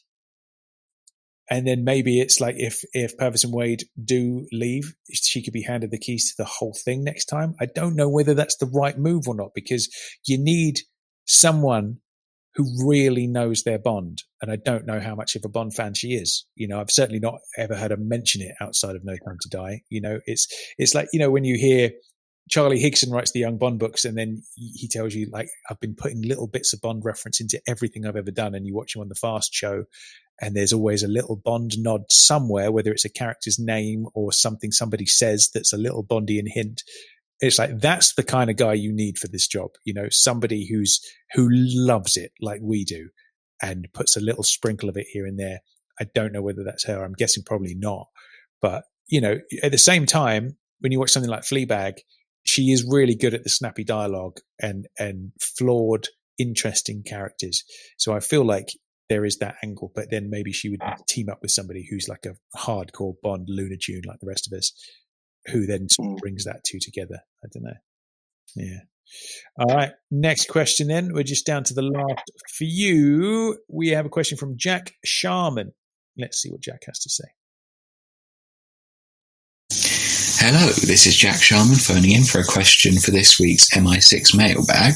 I've been recently listening to some of the episodes from way back about all the Bond girls, and I was considering that really all the actors, at the exception of Sean and Roger, Timmy is perhaps a bit debatable, but I think Cara could have gone there. Sean and Roger never had an obvious Bond girl in the film that they actually settled down with in the story. So I was wondering which of their Bond girls do you believe Sean and Roger could have perhaps settled down with, and perhaps which Bond girl from films outside of their tenure would they have settled down with as well? I thought this was a pretty interesting question. Probably from my perspective, I would say Sean probably with Pussy, and I think Roger probably with Octopussy. But it'd be interesting to hear what you have to say. Thanks for the great work, guys. I know it means a lot to all of us that you put in the extra effort that you do all the time. Thanks again. Bye. Nice one, Jack. Thank you very much for that question. And thank you for your kind words.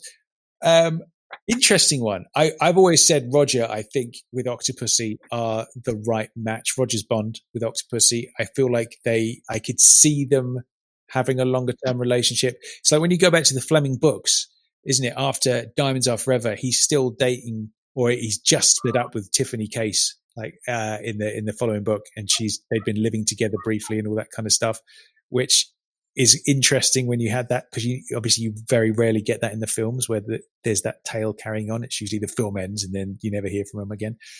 So I feel like Octopussy would be a good shout. I always thought with Roger's earlier Bond girls like Solitaire or Goodnight and those ones, they're more like, I can see him having a bit of fun with those, but not settling down and having a long-term relationship. It just doesn't seem right. For me with Sean, that's a tricky one. And it's certainly not Honey, definitely not Tatiana. Bond needs somebody who's got their wits about them, a smart, strong-willed woman rather than, your sort of airy-fairy ones. So Pussy's a good shout, man. I can't see Domino. I can't see any of the, certainly not Aki or any of the You Only Live Twice girls. Maybe he would, I don't know, maybe he'd switch over to the other side and stick it out with Fiona after for the long term. I don't know. Sean's a tricky one. What about you guys? Dobson, do you want to go first? I've got largely the same there. I can't see anyone else with Sean then would be on a Blackburn, Pussy Galore. I just think that chemistry works really well. Yeah.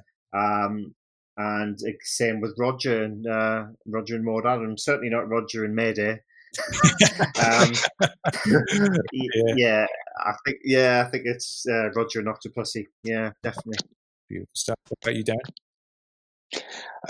Nothing more to add really, apart from I think with Pierce, the only one I feel would be Electra King. Yeah, because you need the woman to have an edge to her, for Bond to be unsure. He doesn't want the easy life. He wants a bit of excitement, a bit of adventure. But ultimately, I tend not to even think about Bond in relationships other than these little dalliances. So I wouldn't look for him to get married or anything like that again. So something about Electra. The bit I would agree with you for Pierce as well, definitely. Something about the thought of Tracy there, the one that he did marry. If that didn't have the ending that it did, how long do you think that marriage would have lasted? Do you think that would have stood the test of time, or do you think they'd have been 2 years down the line and they're in the divorce courts? What do you reckon? Fortnight. Seriously. What about honeymoon, and then that's it. What about you, Brian? How long do you reckon that would have lasted? That's a tough one, isn't it? Well, it wouldn't have. They wouldn't have had all the time in the world. No, it would have come to an abrupt halt somewhere along the line. I'll give them a few years on it. All right, nicely done. Next question, then we're down to the last 4, and then we're done. So next up, we have 00 Files brother from Netherlands. It is Don Zuderman. Hi guys, this is Don Zuiderman calling from the Netherlands with a question for your MI6 mailbag. And this might have come up before, but just in case. Where do you think the Bond series needs to go after Daniel Craig leaves? We've had a very serious Bond now, we had a continuing story arc, but what would you like to see now for Bond 26 and afterwards? And also, who would you like to cast then as the new Bond to fit with the new tone of the films, if you think there should be a new tone? All right, that's it. Have fun discussing these things. Bye-bye. Thank you, Don. Obviously, some of that's already come up today, but I think the way you go, like we've often said with Bond, you start off darker and close to Fleming, you gradually get more fantastical, and then you reboot with the next guy and go back to Fleming, and then gradually get more fantastical. And that's been the formula that seems to have worked over the years to keep Bond fresh and developing at all times. This time, however, it's got a little bit lighter with Spectre, but it's still dark and very Fleming-y and very serious. So I feel like you can't reboot to the next guy with that as easily. Maybe you can with the right story and you keep it dark, but I feel like people will be expecting a different flavor for the next dude. You know, you go from, Die Another Day to Casino, or you go from Diamonds Are Forever to Live and Let Die, and the tones are so different, aren't they? And it's kind of like, how do you reboot it in terms of flavor? Personally, I feel like the next dude will be way more lighthearted. I reckon it's going to be popcorn Bond again, just a good old fashioned romp. We're not going to hear stuff about his parents being mentioned and how grisly he feels about it and all the rest of it. I think it's going to be Roger, Pierce, that kind of vibe. Over to you, fellas. What do you reckon? Darren, do you want to go first? Yeah, I totally agree with that. I think this COVID-19, I think the fallout is going to be pretty significant. I think the world wants a bit more light relief, really, like I said before. And, a bit more escapist, a bit more bright, cheerful, laugh, family friendly. So, we'll see. Nice one. Brian? That's what anyway. Yeah, again, I'm with you both. I think it invariably needs a bit of a lighter touch. They have got more serious over the years, and times have reflected that. But I think in order to retain the interest and the family feel of the film still, I think they probably do not need to go a bit lighthearted. It's good when the Fleming side of things is reflected on screen. And I think we still need that. So I don't think we need to go too campy the other way. But I think ultimately it should be a bit more accessible, maybe. Yeah. Fair enough. I've got a 7-year-old daughter, and there's not many Bond films that I could sit down and watch with. Not that she'd want to. She'd rather watch Grease. But if she wanted to, I just don't know if there's that many. Certainly Daniels I wouldn't watch with her. So I just want something that's more family friendly, I think. Fair enough. Cool stuff. Next question then is from Mr. Steele, Harry Steele. Let's see what Harry's got to say. Hi, it's Harry Steele here. Hope everyone's well. My question for the mailbag is, what location do you think Bond should visit again? I mean, he last visited India in Octopussy and Japan even further back. And I wonder if it'd be interesting, rather than always focusing on places like Australia or South Africa that he hasn't ever been to, I wonder what it'd be like if he was to revisit these locations. I mean, I myself am a big fan of Japan, so I'd love to see, I guess not Daniel Craig, but the next James Bond spend a little bit of time in Tokyo or Osaka or somewhere. Anyway, I'd love to hear your thoughts. What locations in the Bond canon can we get a second go at? Take care. Bye. Well, I tell you what I was very pleased with is the fact that Bond went back to Jamaica in No Time to Die, or is, I could say. That has always been top of my list. I would love to see Bond back there again. So, yes, that's great. As for anywhere else, over to you, fellas. Darren, what are you thinking? I see you making a list there, man. That's impressive. That's my quiz skills coming out there.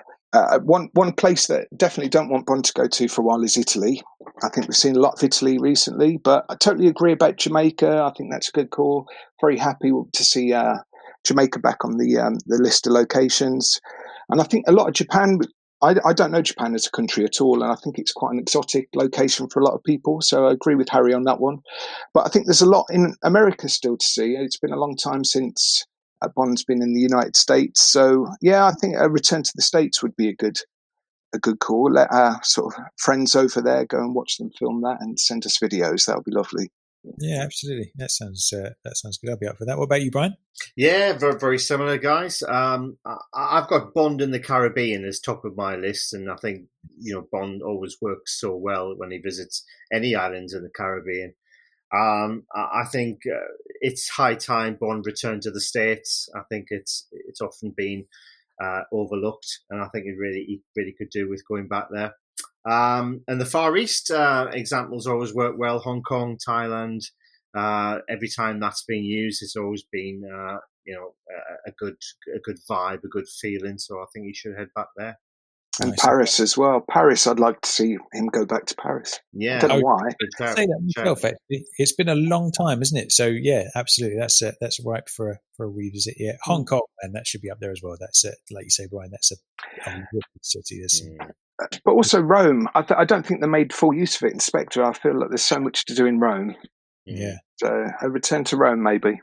Not that they won't. All right, then. Second to last question, we have David Stevens. Let's see what David has to say for us. Hi, guys. David Stevens calling from Plymouth. With the lockdown, I seem to have found quite a bit of time to catch up on some reading, and I've been reading a number of James Bond books over the weeks. I was wondering what your favourite non-fiction James Bond books were. I was wondering if you could tell us the titles, perhaps a little bit about them, maybe a top 5 or something. That would be great, just so I can review my collection and make sure that I have those titles in my collection and that I have read them. I just wanted to say a big thank you for the podcasts. They've been a great help in getting through the lockdown. I look forward to the new James Bond Radio podcast every Friday. And the amount of work that you guys do is absolutely terrific. Okay, the podcasts are fantastic. So thank you very much for that. And make sure you keep your end up. Cheers, everyone. Nice one, David. Thank you for your kind words there, man. That's very, very nice of you. Good question. It's the ones that leap to my mind immediately, I would say the Helfenstein, I want to say trilogy, but there's only 2 of them, sadly. Hopefully there will be a third at some point. The Making of On Her Majesty's and Living Daylights, both of those absolute masterpieces of Bond textbooks. I feel like they should be studying that stuff at school. Brilliant work. I would say, here's one I forgot to mention recently, actually, which is On the Tracks of 007. You need that book. Obviously, that's more of a travel guide. So whether you would want to sit at home and read that or take it out when you're in the field, which is what I would do. And then it's literally like, okay, if you turn left and go down the street from here, you'll go to the place where Bond did this. And it's like, great. And it's like a perfect tour guide. So absolutely, definitely get that one if you're into the locations. And in recent times, I would say The Many Lives of James Bond by Mark Edlitz deserves a good shout because he uncovered some stuff in there that I've not seen before. It's easy at this stage of the game to think, what's with so much that's been written about Bond in a factual sense over the years, that what hasn't already been said.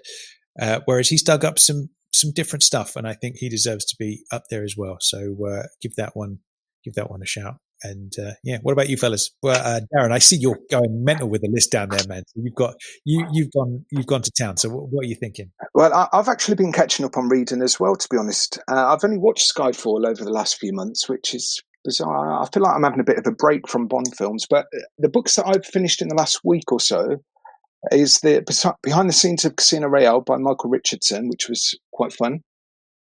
What a bonkers film that is. I've also finished Thunderbook, John Rain's book, Thunderbook, which good fun. I've got a few on the shelf now that I'm going to read next. Robert Sellers' book about Cubby and Harry. My next one's probably going to be Gareth Owen's Life with Roger. I can't remember what the name of it is. I've got the Mark Edlitz book as well that I'll be doing soon. Speaking but if to jump in, sorry, can I think Battle for Bond? That is an absolute masterpiece of a Bond That's, again, Robert Sellers. If you haven't read The Battle for Bond, you have to read it. It's amazing. Sorry, carry on, Darren. You can continue. So if I could come up with 5 books that I feel that every Bond fan should read, Mark O'Connell, Catching Bullets. I think someone like me in my sort of mid-40s, it really reminds me of what life used to be like back in the 80s and the 90s. Goldeneye by Matthew Parker, I think, superb, really brings alive what life was like for Fleming in Goldeneye. Also, Man with the Golden Typewriter, the Fergus Fleming book, but with the letters of Fleming was superb, and it made me like Fleming even more. Everyone should have some kind of hero. AJ and Matthew Field, I'm sure everyone's got it anyway. That's absolutely superb. One of the best Bond books ever. And the final one I've said is Roger Moore's 007 Diaries, filming Live and Let Die. I feel like every Bond fan should read that, because it's such good fun, and I wish he'd done it for all of the Bond films that he did. But there we go. But we'll hold on to that one. It's good fun. You've put me to shame to that list, because as you're going through them, I'm like, oh, how can I forget that one? When you get put on the spot with a question like that, there's so many good books. Yeah. It's hard to remember. There are more. So you've done a good job. Yeah, the Helfenstein is superb. A couple I'd want to throw into that hat as well is Gareth's recent book, Raising an Eyebrow with Roger. I fired through that in 2 sittings. I loved it. Especially if you love Roger, then you will love that book. That's a great one. And I just finished last night, actually. I read finally for the first time Thrilling Cities. Oh, right. Yeah. That's something it's always been on my to-do list, and I just never got round to reading it. And I thought last week, do you know what? I'm going to read Thrilling Cities. What do you think? I'm so glad I did. It's a bit parts of it are horrible, not in the sense that it's a bad book, but you can imagine Fleming had some opinions that perhaps belonged in his time that you wouldn't really say in this day and age. So there was a lot of there's a couple of paragraphs, more than a couple, where you sort of you wince a little bit, but obviously, it's a silly thing to judge something written all those years ago by the standards of today, but at the same time, it's an intriguing read in the sense that he does talk about Bond from time to time. He talks about going to a restaurant, I think it was in Hawaii, that was called M's Steakhouse, and that was the reason he went there. And he was like, I often imagined that M could have ended up in his retirement with a steakhouse somewhere in the tropics and all that. So there's some interesting little insights.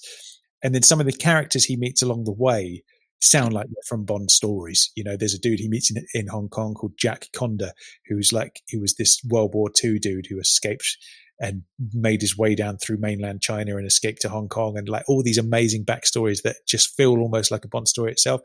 But then big chunks of it are just him moaning about people, moaning about this set of people over here, or moaning about this type of person over there, and all the rest of it, which you could sort of expect from Fleming, I guess.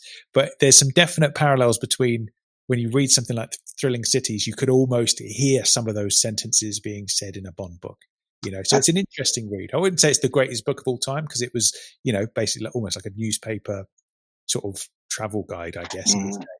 But I don't know. Have you read it then, Darren? What did you? A few years ago. I can't remember much about it. Have you read Diamond Smugglers? Not yet. No, that's that's a bit of a bore. It is a bit of a bore. A lot of detail. It's just I've read it for completeness, but I've read them. What I will say about Thrilling Cities is so he basically takes 2 trips. There's one. The first trip is he goes to the Far East and then flies across the Pacific to Hawaii and then to America. And then the second half of the book is him taking a trip across Europe.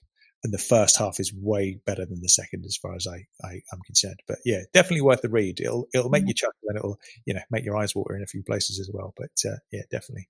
I think one of the, I can't fault that pick of books. Absolutely brilliant selection of books there. But there's another one that springs for me, and that's the James Bond Bedside Companion by Raymond Benson. Classic. Because that really got me into Bond back in the day, and I just devoured it from cover to cover. So I think that's got to be high on the list as well. But all the other choices, brilliant. Yeah. Absolutely. Cool. All right, then. Final question for the MI6 mailbag, and it's from our man in Singapore. It's from good old Jed. Let's have a listen to see what Jed has to say. Hi, Tom, Chris, and JBR family. This is Jed from Singapore. Now, all of us are in a time where we're very much in need of escapism, and I was thinking about the ideal ratio of escapism or fantasy kind of content in a Bond movie as compared to how realistic they are. And I think it's very easy to go too much in one direction or the other, but at the same time, this very much depends on the climate and on the time that the films were being made. So what might be considered really silly today was probably a bit less silly at the time that the movies were made. And I wanted to ask about what is your ideal ratio of fantasy to reality? How out there do you want your Bond films to be while still having a certain groundedness? Not necessarily a realism, but something that you can hook onto and sink your teeth into and that you can emotionally connect to. What is the ideal combination or ratio, and which Bond movies do you think hit that sweet spot for you? Thank you so much. Oh, that's a good question. That's a thought-provoking question from Jed there. Any for you that jump out immediately that struck it perfectly? Either of you two? You're both thinking. I can see you're both deep in thought. It's a tough question, that. It's a tough question. I think there's something Rory said recently. I think it might have been on one of the quizzes that I was on, or it might have been in a Facebook thread. I can't remember now. But he was saying that as great a film as From Russia with Love is, it's the only one you could have almost had a character in it who wasn't Bond. It could have been another spy in that story. You know what I mean? And I kind of see what he's getting at there. Like if you take something like Goldfinger, you know, you've got so many of those key things that are just so quintessential Bond. And From Russia with Love is more like a straight Cold War thriller that you could have perhaps had Harry Palmer or somebody in there instead of Bond. Some people are probably screaming at me through, but I think it was a fair point. And for me, I can kind of see that. I could almost, as much as I love From Russia with Love, I could have felt like you could have had a little bit more juice in there in terms of like something like you would get in Goldfinger. Do you know what I mean? I know you're a big From Russia with Love fan, Brian. So what are your thoughts? Am I committing sacrilege by even suggesting such a thing, or what? No, not at all. You know, they were obviously copying the Flemings' work at the time, and obviously there's only Dr. No had come before that, so it was obviously very much new ground. I think if it was being done today, there would be a lot more of the classic Bond tropes that would add to it. So no, I think what you're coming from is correct. It's a tough question, that, I think, to be honest. It is a tough one. Do you know one that's just come to mind a little bit? And you're going to have a lot to say about this, Brian. The Living Daylights. I was going to say The Living Daylights. Yeah. Now that's the tone I would like. Yeah. Now here's my thoughts on The Living Daylights. Darker, definitely, right? That whole sequence, the whole sniper sequence is like as Fleming as it gets, as far as I'm concerned. But then you do have things like sliding down the hill on a cello case, and laser wheel things that cut cars in half, and during the car chase, and you have that. I feel like that is a good balance, and I feel like you jump to the next film with License to Kill that is so dark. Yeah, it almost goes too far into non-Bond territory and needed. I don't know though. I don't know whether that story is meant to be told as a super dark story, and it would feel maybe The Winking Fish is a perfect example of that needed to go all the way dark to tell that story, and you didn't want any lightheartedness. But for me, I think The Living Daylights could potentially be a really solid example of the balance being struck. What do you think? Yeah, it's hard to argue with that, really, because I think it does tick all the boxes, and I think as soon as you start, it's all right being fantastical, but it's got to be believable. And I think as soon as you lose that, I'll Die Another Day. As soon as you lose the believability, then you're in a different territory. So I think probably The Living Daylights is a good example of that. I think GoldenEye is a good example of that. Yep. Where it treads both boards carefully, I think. So I was going to say, look at something like Spy Who Loved Me, a much loved film. Does that go too far, do you think? Obviously, it's a product of its time. It's the 70s. It's a different vibe. Having a geezer with giant metal teeth and all the rest of it, and underwater submarine cars. It's a different vibe, but that is definitely leaning way more to the fantastical than Daylights or GoldenEye would. So do you think Spy maybe went too far, or is it just because it was in the 70s and Roger's behind the wheel of that submarine car that it's just bang on the money? What do you think? I think it treaded a fine line, so it was almost a bit of a seesaw, and then they put too much weight on it with Moonraker. Yeah. So it was a delicately fine balance on that one. I think anything more fantastical and it would have been ridiculous. But I think they over-egged the pudding on the following one. What about you, Noble? What are you thinking? Yeah, I'd agree with that. I think Spy Love Me is not one that I go to very often, and it's just a little bit out there for me personally. I never used to enjoy Moonraker, but I enjoy it more now, more because of the locations and cinematography and some of the actors that are in it. But the other film that I thought about was Casino. I feel like that's got a good balance, a good tone. But when you think about the free running sequence at the beginning, but there are darker moments as well. So I don't mind there being darker moments, but you want a bit of fun in there as well, don't you? Yeah, absolutely. Yeah. But maybe no sort of like octopusy Tarzan yells and things like that. That's not what we want back. Yeah, that's where it goes into the realms of silliness, isn't it? And yeah, sort of like pop culture references you don't get these days, like the hiss off scene in all that kind of stuff. Yeah, and all that. Yeah, that's the one I meant. Sorry, the sits, not the hiss off. But the hiss off falls in that bracket as well, I guess. But yeah, all those kinds of things. I guess peak silliness was in the Roger period, wasn't it? And obviously Die Another Day. But yeah, all right, that was a good question. But yeah, good balance is there. Casino, Daylights, GoldenEye, on the money. I would say those three. So it is achievable. It is achievable. These things. We're not asking too much, are we? Yes. But you look back on that list, and they're pretty much some of the best films in the series, arguably. So I think it's when they hit that sweet spot. That's when you get them knocked out of the park. Yeah, man. There's obviously more. I'd say Goldfinger's a great example. You could go on, really, but yeah, those are the ones that spring to mind immediately. All right, good stuff. Well, we've cleared out the JBR sack, and we've emptied it of questions. It was a pleasure having you on board, Darrin Noble. Did you enjoy yourself today? I did. Thank you for letting me sit in a room for 2.5 hours when it's the hottest day of the year outside. That's lovely. It's a good job I'm a freckly, so I wouldn't be out there anyway. Beautiful. No, thank you guys for asking me to come on. It's been nice to do it. Thank you. No worries. I can see how much work goes into it. It was a pleasure, man. And Brian, did you enjoy going through the mailbag today? I certainly did. Some very, very thought-provoking questions there. So it was good to dive in there. Yeah. And I thought, Darren, you said before we started recording, you said I'm usually a ponderer, so I'm a bit worried that I can have much to say when I have to, jump out with an answer straight away. But I thought you did very well, mate. Thank you. That's why I've got the pen and paper, so I can pretend to write, so it looks like there's actually something going on up there. But yeah, no, I'm one of these reflectors. I like to think about my answers and then come forth. But I like listening to other people's views as well. That's the nice balance. Yeah, that's the fun bit.